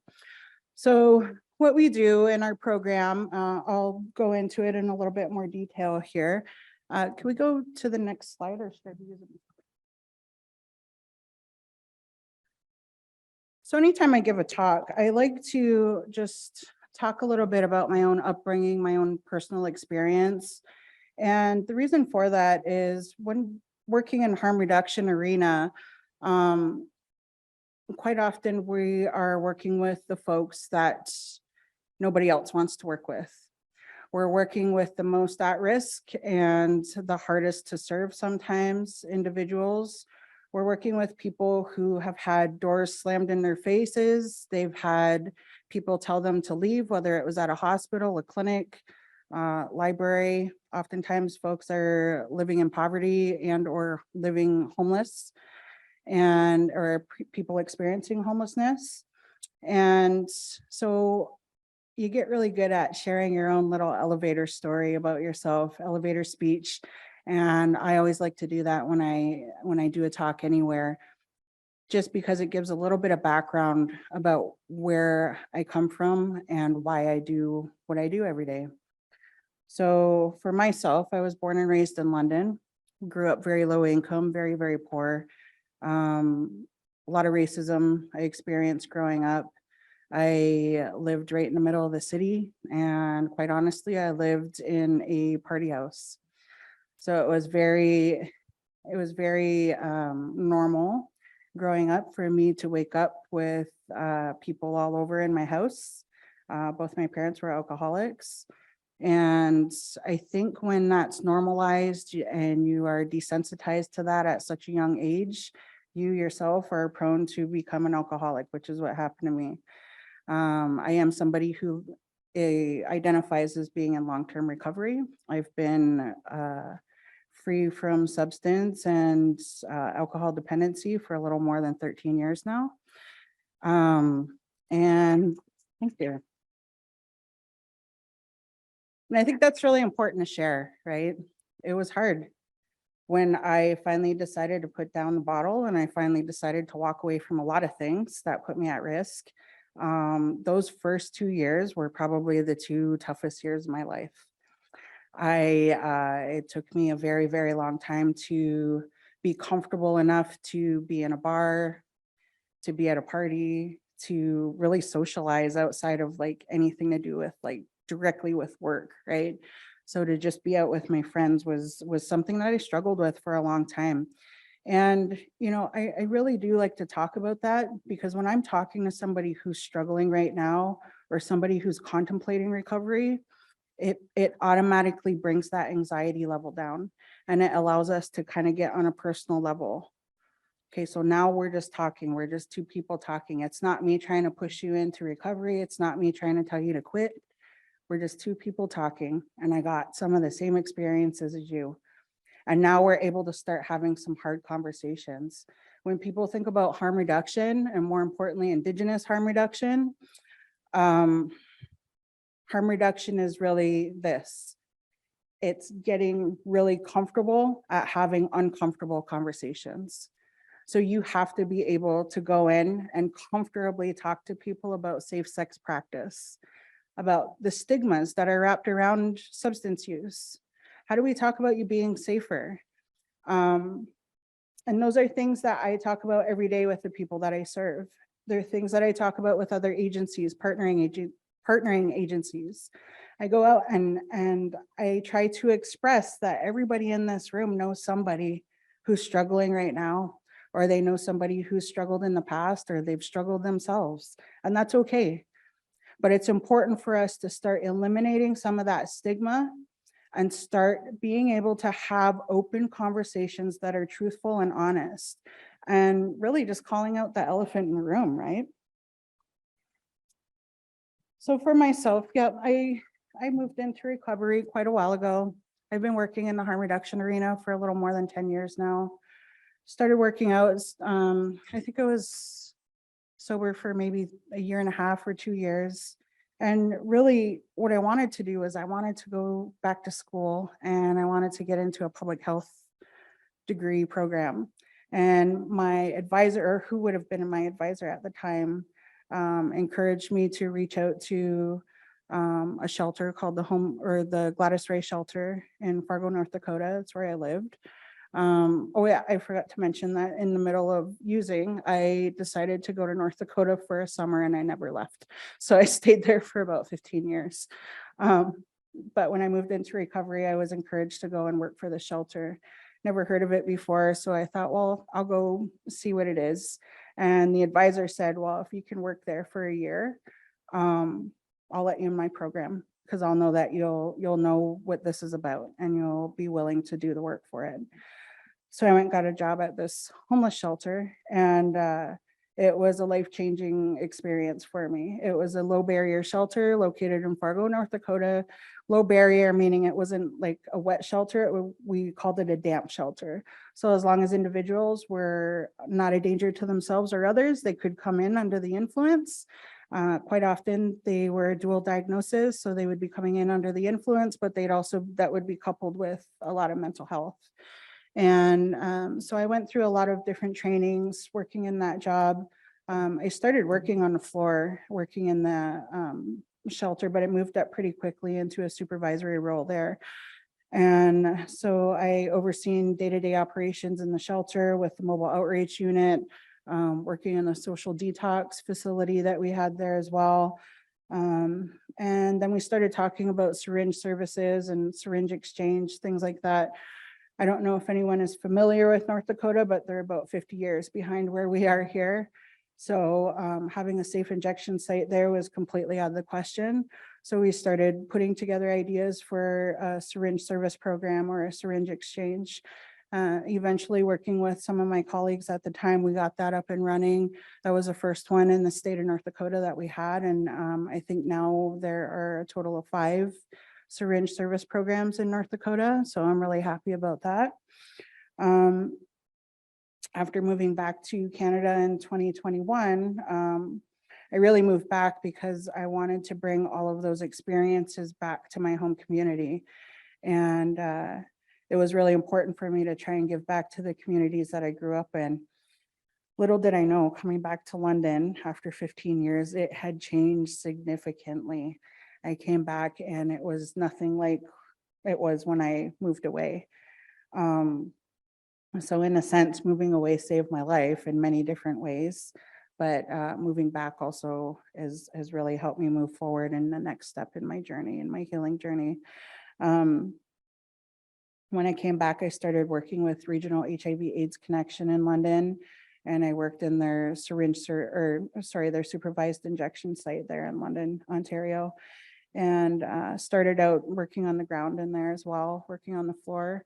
I personally attended a little over 75 overdoses within a 10-month period in the injection site. We had 0 fatalities there, so naloxone does work.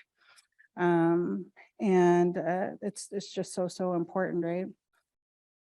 After I worked there for a few months, they moved me up to more of a team lead kind of management role in there. They just needed some extra help with things. So I managed day-to-day operations in the injection site as well. And then I was provided with this awesome position that I have now. And so now I've been with Chippewa the Thames since we're coming up to the 1-year mark with that. And I'm just so grateful to be in this position because ultimately this is what I wanted to do. I wanted to do harm reduction work, but I wanted to do it in a way that was going to create the highest benefit possible for my community and for the folks that we serve there. So this is a layout of our wellness team. When I moved over to Chippewa Health, they were just at the beginning stages when I came there of rebranding. And so I've worked very closely with my colleagues and trying to figure out like, what does that look like and how do we function as a team? So prior to me coming onto the wellness team, the department was split up into 3 separate programs. They might collaborate here and there, but essentially they work separately. And so we have the crisis response team. They hold a 24/7 line that consists of 1 supervisor and 3 workers. And they really handle like in the moment response. They carry a 24-hour line that's rotated through the staff. Folks are calling in for a whole variety of reasons. Sometimes it's going to be for they need help with food. Sometimes it's going to be shelter, might be an individual who's fleeing domestic violence. It really just depends on the situation. But in any event, they're calling in and they need help right now. Community wellness program, they're working on more ongoing supports, right? So if folks are coming out of treatment or starting to think about if they want to go to treatment, or maybe they're struggling with different traumas in relation to residential school, they would see the community wellness worker and kind of work through that. And they really promote like making goals for themselves and working on those goals and how do we develop that plan, that long-term plan, as well as coming out of treatment and being able to just do like the maintenance work after you come home, right?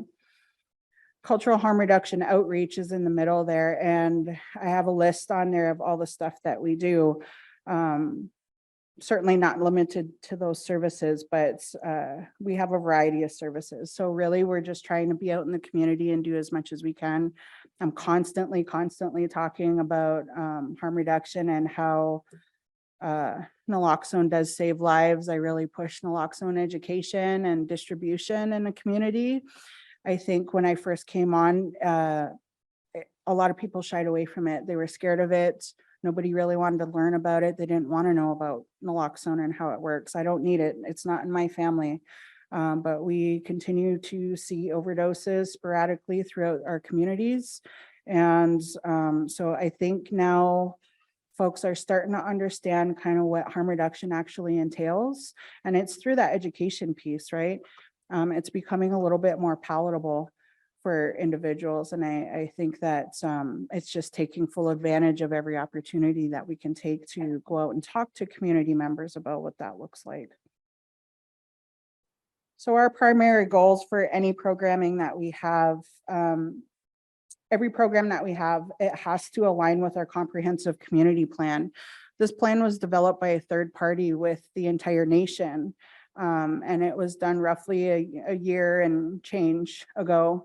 And it was really geared toward like where the service gaps were within the nation and how we can develop and start steering our programming to better fulfill those gaps, right?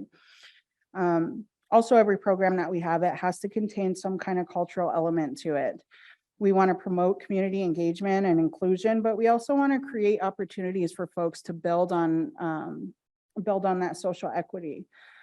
So when you start thinking about programming, workshops, just different learning opportunities, we always want to have that traditional cultural piece to it, but we're going to throw in different educational opportunities for folks as well. So, for example, we might have a ribbon skirt making workshop. And while everybody's in there and they're sewing and they're being creative and they're just quiet, and everybody knows what that's like when you're being creative and you're quiet and you're just concentrating on what you're doing, that's when you start having a conversation about HIV education, or you start talking about how to set healthy boundaries and what does, you can talk about whatever you want. You can talk about mental health and mental wellness. What does that look like? The reason why we develop our programming like that is while people are creative, they're quiet, they're just kind of in their groove, a lot of the barriers come down. The anxiety is at an all-time low at that point. And then you can start having really what would be difficult conversations and start discussing things and allowing an open conversation for folks to join into. So that's kind of how we develop any of our programming. It'll always have all of those elements to it. So this is a timeline of our cultural outreach program. It aligns pretty closely with what the work plan is and goals and strategies are for crisis response and also for community wellness. Ideally, we want for our team to all kind of be moving in the same direction together. So in September, we started meeting with other leadership from different agencies and organizations. And that meeting actually went really well. It was basically this summit, but on a much, much smaller scale. And what we did was we invited leadership from all different agencies from in and around London and surrounding Indigenous communities, Chippewa, Munsee, Oneida. And we just really talked about like, what are we seeing gaps in service? Like, where are they? What do they look like? How can we start collaborating and streamlining service for individuals? And it was a really thoughtful conversation. It's going to be an ongoing meeting that we do have. I think that we're going to start meeting monthly with that. And so it's just really innovative. We've never had that many agencies and communities sitting in one room together in quite some time, if ever. So it's a really good conversation that's going to be ongoing for us. September to December, we're really concentrating on training and just really getting out there and talking about our programming and what we do. And then in October, we are going to continue on with this meeting of the minds, but we're also going to start preparing and planning for how do we use all of these trainings now and what kind of strategy and workshops are we going to start really implementing and executing in the communities. January is providing opportunities for community members to come in. I really want for community members to have a lot of input. There's no point in trying to have programming if that's not what the community wants, right? So it's really just taking time to go out and talk to people and listen. Quite often, if somebody's struggling or if they feel like they're not a part of something, then if they feel like they don't have any input, they're not even going to bother trying to be a part of anything. But if you give somebody that equity and you allow them to be a part of the planning, they're more likely to show up and they're more likely to bring people with them. So that's really what all of our programming is going to strive to do. And then in the spring, I think we'll move toward having like more comprehensive surveys throughout the communities and really just see what's going right and what's not, what could be going better. So when we talk about areas of growth, these numbers are minimal, I know, but what they do show me is that the community is starting to trust us enough to report overdose. They're coming out to our events more. And I think it really ties back to that educational piece and providing that welcoming, safe space for people to come out. My hope is that these numbers are going to continue to increase as we move forward in this fiscal. I am very optimistic to see these numbers increase, and I'm really open to ideas. I'm so thankful to be here today to just see what other communities are working on. I think it's awesome. I think your program's awesome and your logo is amazing. And I thought your logo was really cool. I wanted to share this with you. So I sat on a founding board for a harm reduction program located in Moorhead, Minnesota, and it's called the Lotus Center. And their logo is very similar to yours, and it has kind of the same idea where it's a lotus flower that's coming up out of the mud. And it's the same kind of idea that it doesn't matter where you come from, it's anybody can rise above that. So I think that's really amazing. And so in summary and conclusion, I just wanted to share that, like, I think that collaboration with other organizations is like so key for harm reduction to work in our communities. Just providing that safe space for people. It doesn't matter if they're still using substance. It doesn't matter if they're struggling today, as long as they show up. Like, the first rule to harm reduction is to show up. And I think as we move forward, it's amazing that there's this many people in the room. I did a talk similar to this about 6 years ago in White Earth, Minnesota. And it was not very well received because people didn't want to hear about harm reduction. And I had about 10 people in the room. So this is really, really refreshing for me to see this many people in here.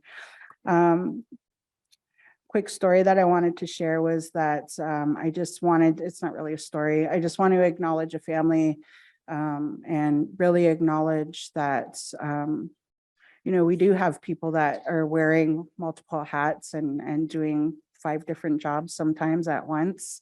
And it really does show. It takes its wear and tear. I'm glad that a part of the conversation this morning had to do with like caring for the caregivers and, service providers, and us allowing ourselves to have time to take care of ourselves and take care of each other.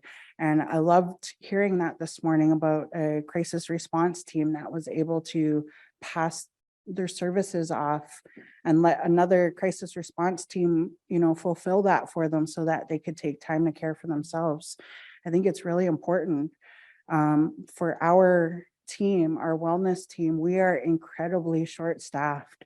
We do have a couple of new staff members, but we are still like very bare bones, like skeleton staff right now. And and unfortunately, even on our way out here for this summit, we got word that we had lost a community member to overdose, and we're all here and we're not able to be there for that family. And so I really want to take the time to acknowledge that family and send my prayers and my thoughts out to them and my condolences. I know that we'll hit the ground running as soon as we get back, but I think it's important. It's important to name that because it's our reality. When you work in this arena, it's the reality, and it's definitely something where we need to make some improvements for sure, but I think we're definitely on the right path for that. So I'd like to thank everybody for your time. Appreciate being here, and I hope everyone has a great afternoon. Merci. Je m'appelle Tammy Adams. Je suis la gestionnaire du bien-être, de défense de santé mentale. Je suis très contente de vous parler de notre programme de santé mentale et de dépendance. Je suis Stephanie Humphrey, je suis une superviseure. Je m'occupe du programme de santé mentale et de dépendance. Je suis originaire de Inuuguminaq et j'ai des origines métisses.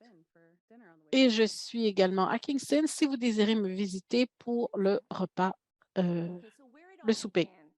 Donc, où on a commencé? Donc, le ministre de la Santé et des Soins à long terme.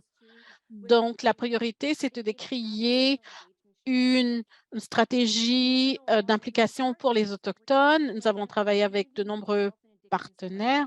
Nous voulions identifier nos priorités en santé mentale et en dépendance pour avoir, bien sûr, de la rétroaction.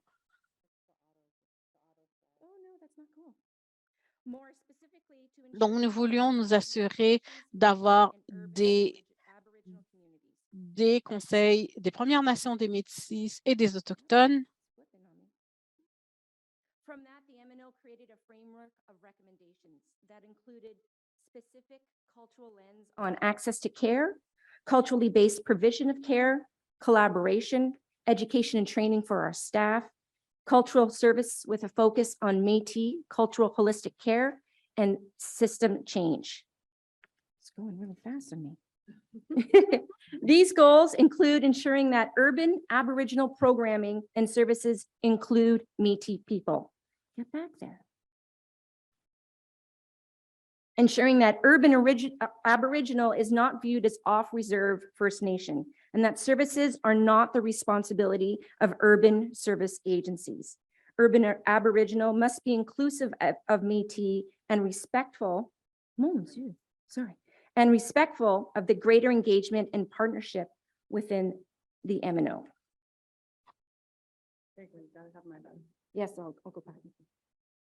If the slide starts flipping, I'm just gonna keep talking. So there you go. So with the Métis Nation of Ontario, our philosophy for mental wellness includes 3 pillars: access to culture, community, and resources. Our services are Métis grounded, but not exclusive to. Our program reports to the community, and the community has chosen all of the providers that are a part of our program. And we rely on the community to give us feedback about our program to say if it's working for them or if it's not.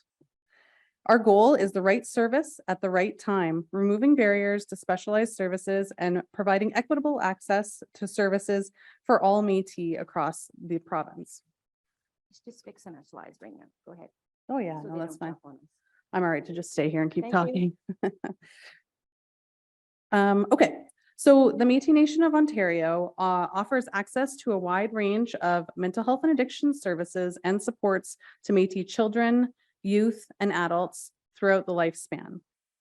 Delivered in person where possible, over video conference or telephone, this program facilitates connecting people to seamless and timely access to comprehensive assessments, treatment, and follow-up offered by various mental health and addictions professionals, some of which are Métis and bilingual. The program is coordinated by MNO and provided by professionals who work directly with the client to ensure that their needs are being met within the community. Just to note, we do a lot of our services virtually. It's the way that we're able to give equitable access across Ontario.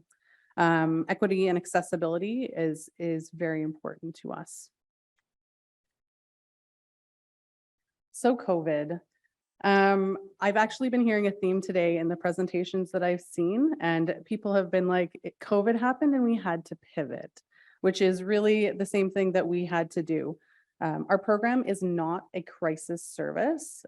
We can't be able to facilitate that. We have people who are working 8:30 to 4:30, so we wouldn't have the ability to do that piece. And so what we did with the increased demand is we had to figure out what to do for our citizens and folks who are Métis across the province that were trying to access mental health services. So what we did was we collaborated and were able to make a 24-hour crisis line for folks who were able or who needed some assistance and they needed to talk to somebody right away. People are able to have access to help with mental health and addictions needs, legal needs, as well as financial needs. They're able to give a call and get some support in that way. We have also been able to streamline access to treatment beds for clients who require intensive mental health needs or addictions treatment. Oh, the last piece that we have done is we've been able to help support our staff and our councils by having availability to training that addresses things like suicide, mental health first aid, and culture-based mental health training with a Métis lens. The next slide's you. So we don't just do case navigation. We also ensure that we do active mental health promotion. And in an effort to break that mental health, the stigma of mental health, we started some community-based webinars this year. And we wanted to look upstream on how to give people the tools to be able to manage their mental health before a crisis happened. And we had a blast over the last year. We have had 9 to 11-year-olds jigging online, getting together and talking about the fear of missing out online for social media. We've had a lot of our Métis providers come in and talk to teens also about stress. And we've had a lot of evening webinars about addictions and about also how to manage things with regards to mental health.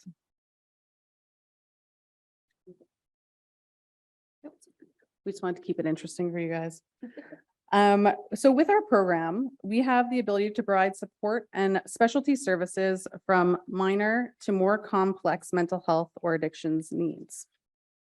And again, not a crisis service. So an example of complex needs that we see is significant substance use. Therefore, we are in the process of piloting a community-based intensive addiction treatment program with a Métis lens and cultural grounding. So commenced in May 2022 and developed with community partners in response to lack of timely, accessible, affordable, and appropriate resources available when an individual is ready to begin treatment. And that is a key piece when someone is ready to begin the treatment. iStop, this program, is a virtual 9-month-long culturally based intensive addictions treatment program. And excuse me, I'm going to cough.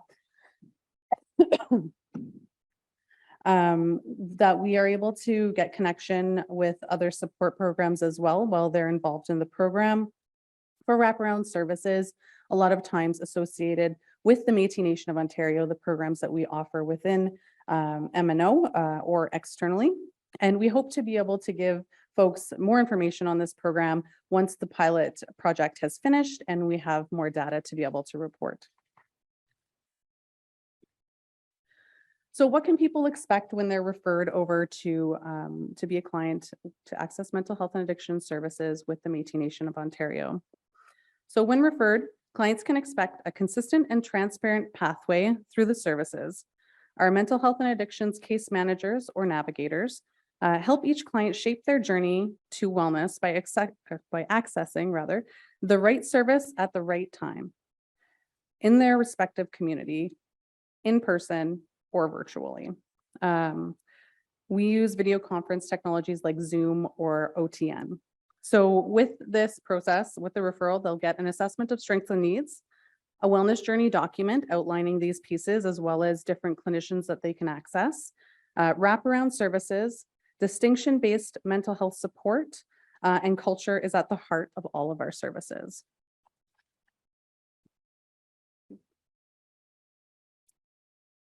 So what's the current profile of the Métis community that we serve? Well, our program, as you see, has grown significantly since 2017. These are Q1 stats at the top graph, and we are at 999 clients. We are on track to surpass last year in Q2. I think that's pretty significant. The federal funding that we received in COVID allowed us to pivot. And I think that word, we're using it a lot today, to pivot and support, at a very crucial time. We now see this funding support as crucial to keep us in pace with supporting our community and able to meet our community where they are. This is a quick snapshot of our usage by region.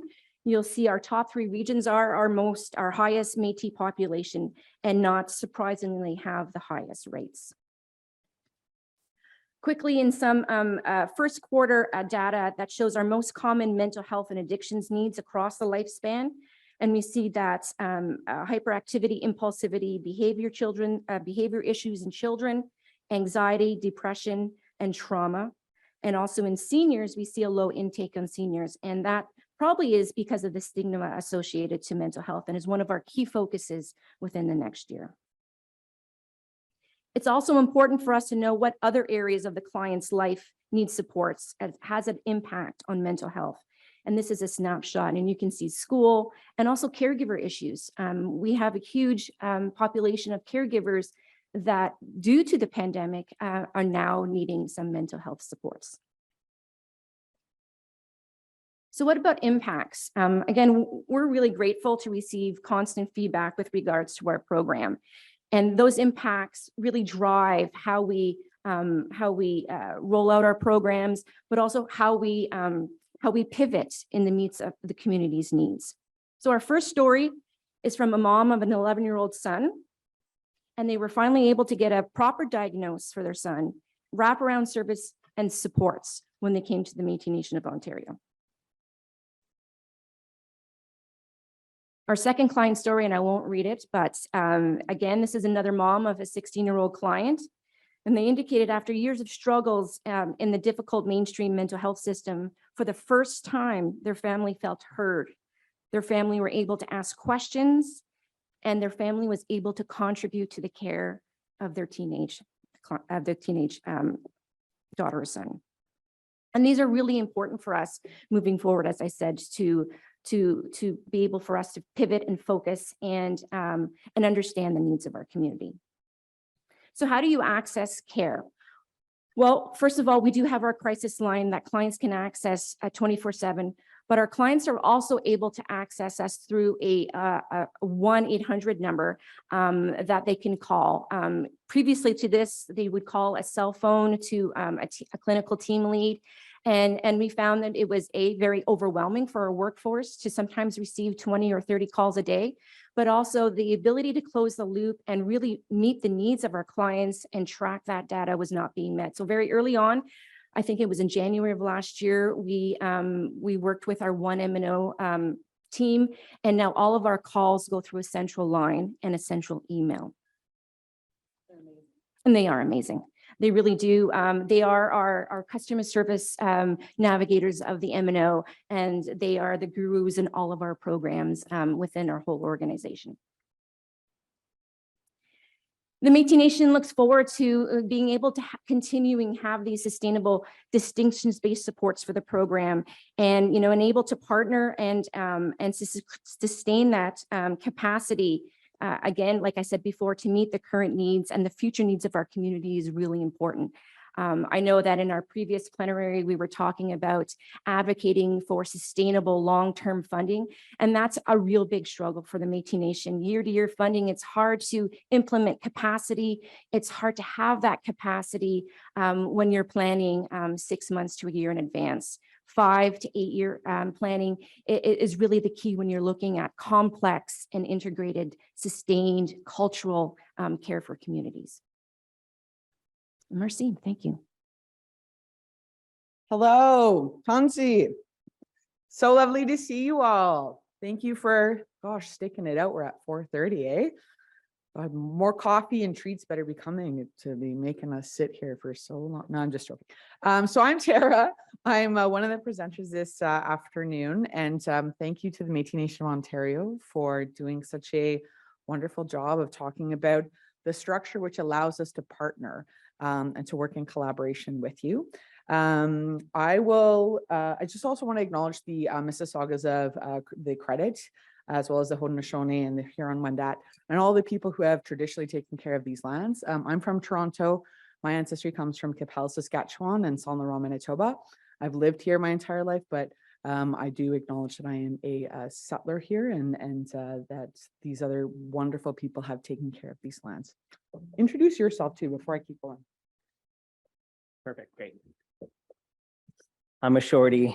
So hi everyone, Ani Bojo, Shane Nintishnakas, Takaranto, Ekwa, Nogoji Winong, Nindonji, Amek Nidodem, Nishnabe Métis and Dao. So hi everyone, my name's Shane. I use they and them pronouns. I'm Anishinaabe Métis on my father's side, and I am an MSW associate with the Weaving Wellness Center. So we'll kind of move from there. Yeah. It's so funny going back into I know, it's a shuffle. It's a jig. We're jigging right across. And so we also want to acknowledge Sophie, our wonderful clinic administrator, who assisted in pulling all of these slides together this afternoon. And just a little bit more about me. I'm a registered psychotherapist. I'm finishing up a PhD in clinical psychology this year. This is my public commitment to all of you and myself and anyone watching in the ether that it will happen this year. And I've already told you I'm a citizen of the Métis Nation of Ontario. I also have Hungarian and Ukrainian ancestry. And all of my work really revolves around supporting Métis folks and paving pathways for care and healing for our people.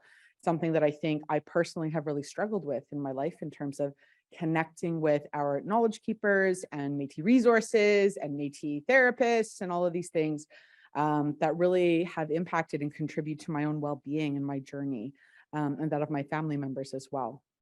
So Who are we? So the Weaving Wellness Center is a private clinical and consulting practice, which I founded in January of 2020. So I saw my first client the first week of February of 2020, and then in March, COVID hit. And so then we shifted very quickly to all online, and it was just me for about a year. And I've been so blessed to be working with such wonderful, wonderful Indigenous clinicians, and who really kind of collaborate and come together to do what I think is quite innovative work in terms of serving not only Métis folks, but also First Nations and Inuit as well. So we do a lot of consulting work. We primarily work with one-on-one with Indigenous folks in clinical settings. And we also do, a lot of education and training, program development work, and the creation of some really interesting resources, which we're going to share with you today. These are our guiding principles. So I think I've been really inspired listening to other speakers today talk about really sort of the cultural grounding from which all of our work occurs and from which we support our workers in our communities. And so these are our guiding principles of story, holism, spirit, relationship, and also justice. We recognize the various systems that impact and contribute to mental health, distress in particular. And so we have an eye to upholding these principles in all of the work that we do. Shane's going to talk a little bit more about this. So our areas of work, like Tara's talking about, we are a private practice that does individual and group therapy, but also consultation and facilitation. And so that is, a lot of that is about education and training, and professional and community circles. Can take us to this is our circle of care. So really lucky to have a pretty wonderful group right now of 12 people, but including wonderful admin folks as well as students. And this is always growing. Even in my time, I was previously a student with the Weaving Wellness Center. Even in the time that I was there, in the short 6 months, we've grown. And I think if anything, that says a lot about the need that our communities have for having helpers from our community. And so when we're talking about clients in our care, our helpers have particular experience and training with Indigenous mental health broadly. And we support clients accessing services privately, like we said, individual psychotherapy private, but also through different programs. So the Métis Nation of Ontario, the program that we were just learning about through the mental health and addictions program, also through non-insured health benefits, a lot of clients who use NIHB, also through the varying in residential school programs, and the MMIW-2SG programs, as well as 7 Generations Midwives of Toronto. For folks who are maybe not familiar with that group, they're really wonderful Indigenous-led midwifery practice in Toronto, and have some really wonderful programs there. So our clients, our clinic also works with non-Indigenous folks, especially folks who are from other racialized communities. So when we're thinking, when Tara and I talked about this, we thought it was important to share some of the high level themes and things that we see in our practice day to day, that without, sharing too much.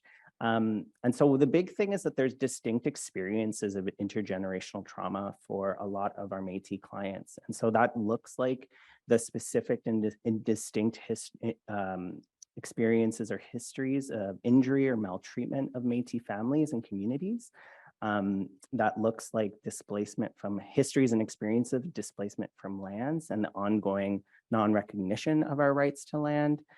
As well as, those shared experiences of residential school, day school, boarding school, apprehension and experiences through CAS and MMIW-2SG. And one of the things that's really important is that with these distinct experiences come a really varied needs and desires for what healing intergenerational trauma looks like. There is no one specific stamp that we can put on any one experience with clients where this exact thing is going to heal that for that person. And so we see a really varied desire for those approaches.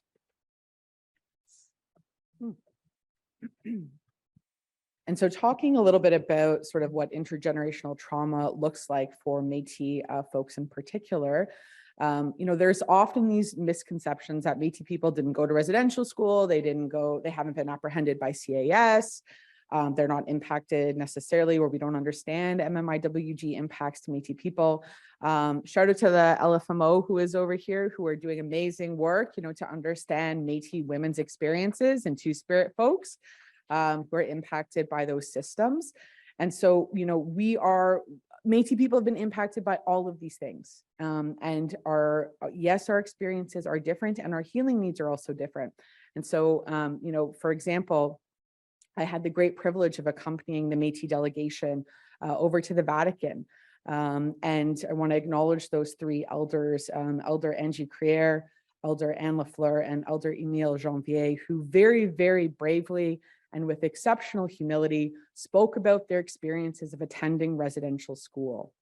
And to the other photo, the large group photo is the delegation from the Métis Nation of Ontario that traveled to Edmonton for the papal visit. And so, these stories of Métis people's attendance at schools or their experiences of historical loss or historical grief, these are things that are there are many more spaces being created for those stories to be shared. This isn't a Métis history lesson, but I'll just share very quickly with you. Métis folks have been dubbed the forgotten people, the road allowance people. We have been a people of displacement and othering often. And so, even if we look at the TRC, Métis people's experiences are not well included in that process. And so these are the opportunities that we're now starting to have to tell those stories and to engage in the healing work. And I really think as a clinician, we're at the forefront of that journey actually for many Métis folks. And there's a lot of work to be done and a lot of things to be created and healing opportunities to also develop. All right, some more themes that are coming out in our work. So big thing, thank you for sharing, Tara, is around Métis identity. So often that looks like exploration of identity, connection to ancestral communities, reconciliation of different identities within ourselves, and navigating how to navigate that. Also, this really important piece around cultural and community connection, maybe not necessarily something that people get when accessing mainstream mental health services, but something incredibly important when accessing culturally grounded therapeutic services. So being able to support people beginning to explore and connect with cultural or spiritual practices, engaging in ceremony with Métis knowledge keepers, and finding that sense of belonging. Those are really big themes that come up in our work. So that piece around being able to provide culturally grounded psychotherapy, which for us really looks like weaving in cultural stories, knowledge, teachings into sessions. So that requires a lot of work of clinicians to do that really important work of culturally connecting, and the wonderful Métis knowledge keepers that we are in relationship to. Also integrating cultural notions of things like self-determination, resilience, empowerment in a therapeutic relationship. The value of shared experience. So as we've kind of said, or maybe we said around, it's really important to have Indigenous clinicians providing support. And for us, what that has looked like is this increased trust and safety in the therapeutic relationship. It has eliminated a lot of surface level explanations of things that, like Tara said, that those Métis history lessons, we often don't have to do when we're in session with folks. And so that actually creates space for clients to actually really share more deeply the impact of what these things have been in their life.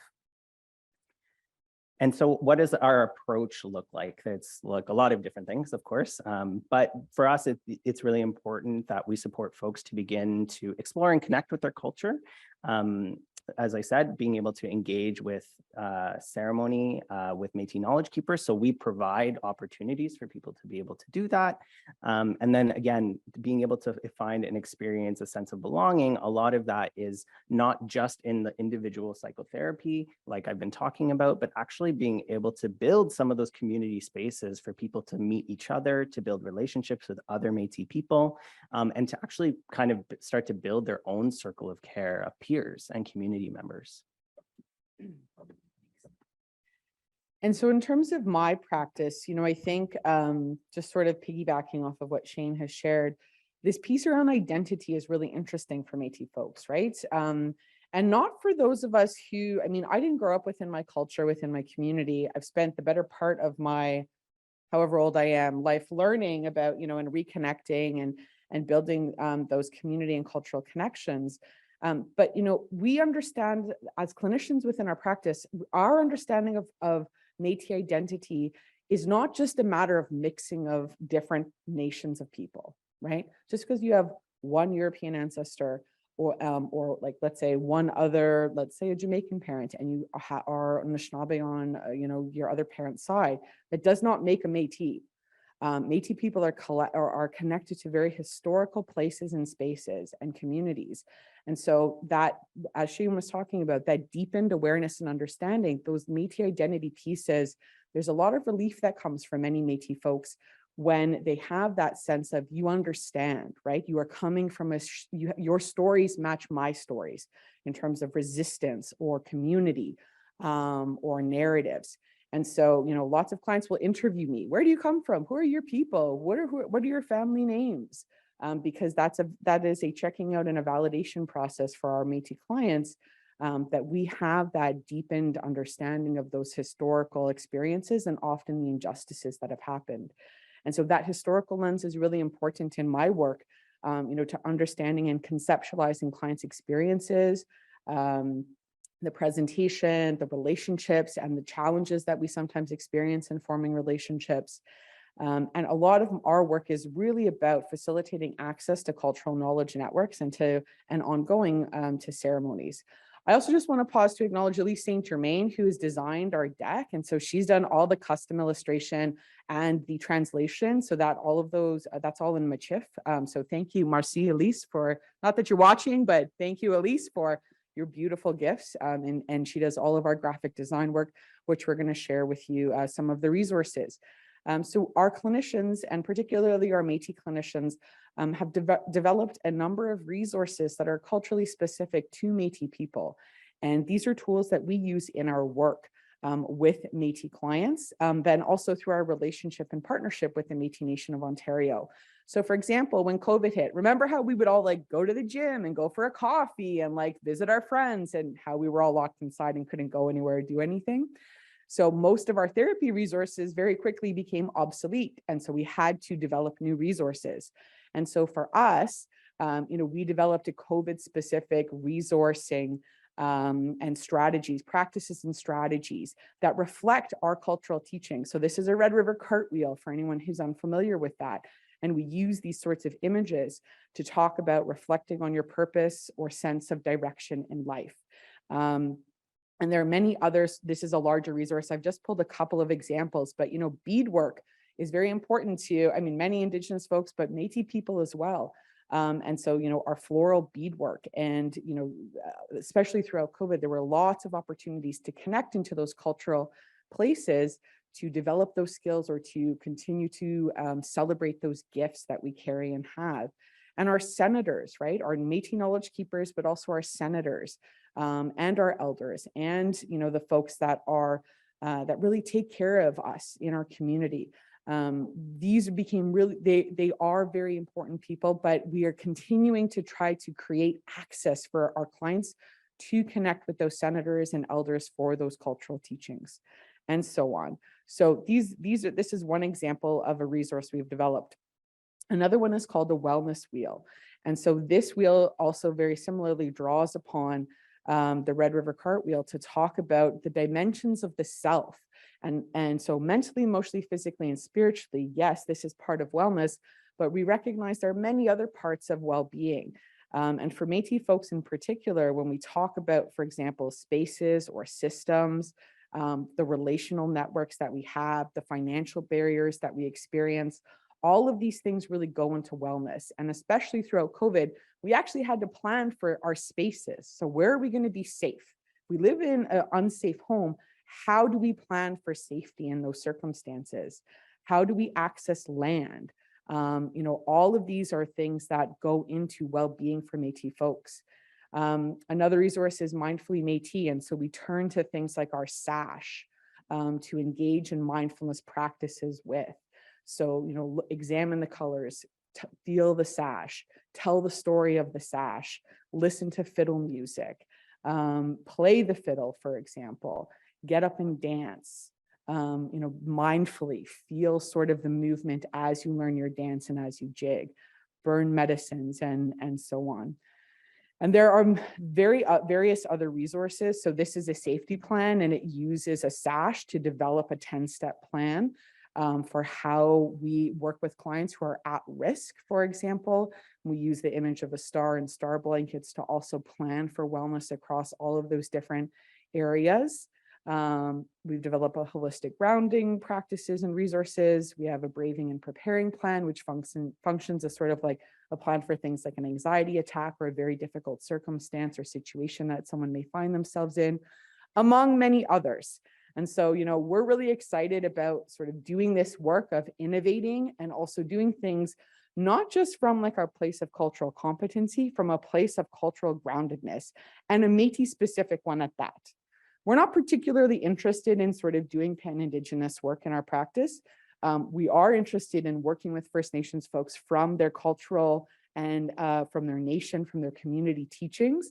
And for us as Métis folks, even more so, because these resources don't, if you know of where similar resources exist, please come and tell me. I would love to learn of them and be connected with those folks. But for us, we often can't find them. And so we've just said, that's enough. We're just going to do it ourselves now and develop some things that we hope other people like and our clients receive very well. And so right now, for example, we're doing a 7-week group with the Métis Nation of Ontario that talks about Métis mental health and wellness, and it consecutively builds across the weeks. And we have knowledge keepers attend our sessions who talk about and share those cultural teachings from that Métis lens and that draw on all of these Métis resources. So we're really excited about that kind of ongoing work to connect in and support our Métis folks and community. So I'll stop there. I'll say merci, miigwech. Thank you very much for listening, and we'll see if anybody has any questions. Perfect, thank you. So my name is Nathaniel Lee Shalafu. I'm the research and project coordinator for mental health and addictions at the Métis Nation of Alberta. I'd like to share my gratitude for the privilege of presenting to you all here today, my gratitude for being able to support life promotion at the MNA, and my gratitude for my life in Treaty 6 territory, Region 4 of the Métis Nation of Alberta, as a descendant of French, English, and Russian settlers. I'd also like to thank our project partners, Dr. Stephanie Montesanti from the University of Alberta, and from the University of Alberta School of Public Health, and our funders from Alberta Health Services that have supported this project. This project began with multiple province-wide engagements where MNA citizens shared that they wanted Métis-specific approaches for addressing suicide. To answer this call, we turned to our Métis knowledge holders and program practitioners offering cultural and community-based programs for young people to gather their experiences and perspectives on addressing suicide. We held sessions with the MNA Elders Council, Provisional Youth Council, Health Committee, and engaged the MNA Department of Youth, Programs and Services, and MNA Department of Children and Family Services to gather this knowledge. Through this process, we found that life promotions focus on creating experiences, relational resources, and social conditions that strengthen young people's connection to life to best match the recommendations and approaches of our knowledge holders. To share this knowledge and bring it all together, we created the MNA Life Promotion Guide. And for additional information on the process of collecting that knowledge, we have a community report online, which you can access. It's mna.ca, I think. I also want to mention for any citations in the presentation today, the references are also available online in that guide. But today I'm going to focus on sharing an overview of the guide with you.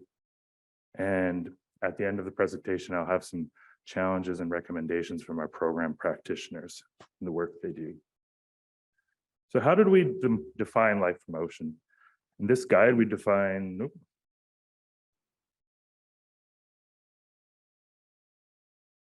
sorry, I've lost my slide, but I'm going to keep going. We define life promotion as an approach for addressing suicide that focuses on strengthening young people's connection to life. Our knowledge holders recommend that we provide a new path for addressing suicide that centers on community strength and capacity in the face of oppressive policies and conditions, rather than one that focuses on personal and community deficits. By working to re-engage young people with life, they can draw on these connections across their entire lifetime and during difficult experiences. Our knowledge holders shared that community must be the driving force behind programming initiatives. And our program practitioners strive to have their programs driven by community at all levels of development, beginning with program planning through the program implementation and the evaluation process. As a culturally and spiritually diverse people, having initiatives driven by the community ensures that these differences are respected while still working to bring people together.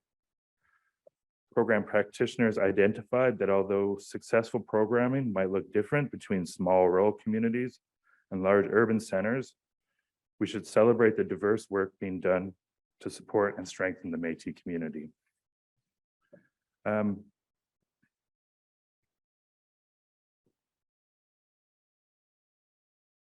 Sorry. Yeah, it looks right. Now I want to focus and share some of the strategies our knowledge holders shared with us, starting with connection to identity. So fostering a sense of pride in being Métis is one of the essential lessons they shared with us. They explained how many Métis people are beginning to share their identity for the first time and are coming to know more about their culture. And this increased recognition helps more and more young people connect to their identity and the resilience therein. Our program practitioners highlighted the importance of identity in young people and share that many Métis young people grow up wondering if they fit in and if they can claim this identity for themselves. Life promoting programming creates an opportunity for this connection. Culture is strength. All knowledge holders highlighted Métis culture as a source of strength. And when young people are engaged with their culture, they strengthen their feelings of security, belonging, and hope for the future. Our program practitioners share how access to culture will improve Métis young people's overall life. And while researching this guide, we found studies that affirm that communities that succeed in taking steps to preserve their culture and control their own destinies are more successful in insulating their youth against the risks of suicide. Métis knowledge holders also share that maintaining cultural continuity between generations is key to ensuring these benefits endure. Celebrating the unique gifts of every person. M&A knowledge holders want our citizens to know that everyone has a gift to share and that we need to remind people of this. Incorporating a celebration of every person's unique gifts and strengths into programming can demonstrate to young people that they're valued, loved, and respected. I also want to share several key relationships that promote life from our knowledge holders' perspectives. They shared, elder-youth connections. They share how the connection between young people and elders creates opportunities to transmit caring, compassion, and which further contributes to resilience. Our elders want youth to know that they're invested in these relationships and want to support their communities actively. In our guide, we also recognize the importance of kinship principles, which extend the family system beyond a person's nuclear family. These practices teach that no one should be left in isolation and without familial connections. This promotes a sense of trust, purpose, and commonality in young people. And program practitioners work to support kinship relationships through initiatives that bring extended kinship networks together. Multiple studies have also demonstrated how peer helping impacts both the helpers and their peers through increased self-esteem, confidence, and decision-making. Our program practitioners recognize this and promote this connection throughout their programs. They also highlight this as one of the most fundamental ways their work impacts the community. Our knowledge holders explain how the M&A promotes life by creating opportunities for Métis people to gather, network, and support each other. Our program practitioners identify our continued need to leverage the years and decades of knowledge and experience to create collaborative interdepartmental initiatives that benefit the community. And one of the last strategies, digital connection. Knowledge holders also recognize the need to adapt to digital environments, particularly the presence of social media. They've successfully used social media to reach the Métis community and draw citizens together through virtual conferences, festivals, podcasts, online magazines, and resources. As virtual platforms become more prevalent in community programs, program practitioners share that a strong social media presence can be an effective tool for enhancing community connection. After speaking with our program practitioners on these overarching strategies that promote life, they shared these additional promising practices.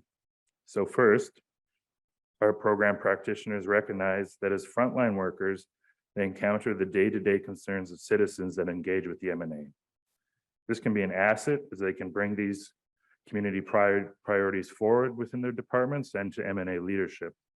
Having a mechanism in place to collect this input is one of the initial ways M&A citizens inform programs and services, which helps program practitioners ensure that they're investing time and money into programs that will benefit the community. Community relationships and engagement.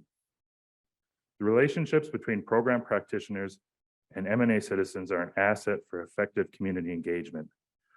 When looking to engage the community, program practitioners ask community members with strong relationships to help build their networks. In this process, citizens reach out through their networks, enabling the engagement process to grow. And they've found these relations-based networks essential to the success of our initiatives. Embedding planning into community events. Program practitioners recommend embedding program planning and community engagement into existing events, programs, and activities. This process can draw in community members who might not participate in standalone engagement activities, but will engage with the community program and add their voice to the conversations that happen there. This allows us to find and listen to the voices of citizens that might not normally participate in a formal engagement event. Program practitioners identify community response as their major indicator of success. This is observed through increasing community involvement and demand for programming. And by providing consistent programming over the years, they now see participants expand their participation and bring their friends and relations with them. This success acts as a ripple effect, and many participants share these experience and knowledge within their own networks in the community outside of M&A programs. Our program practitioners emphasize that this grassroots growth and expansion of cultural sharing is a profound success that we should continue to pursue and celebrate. Reporting back to the community.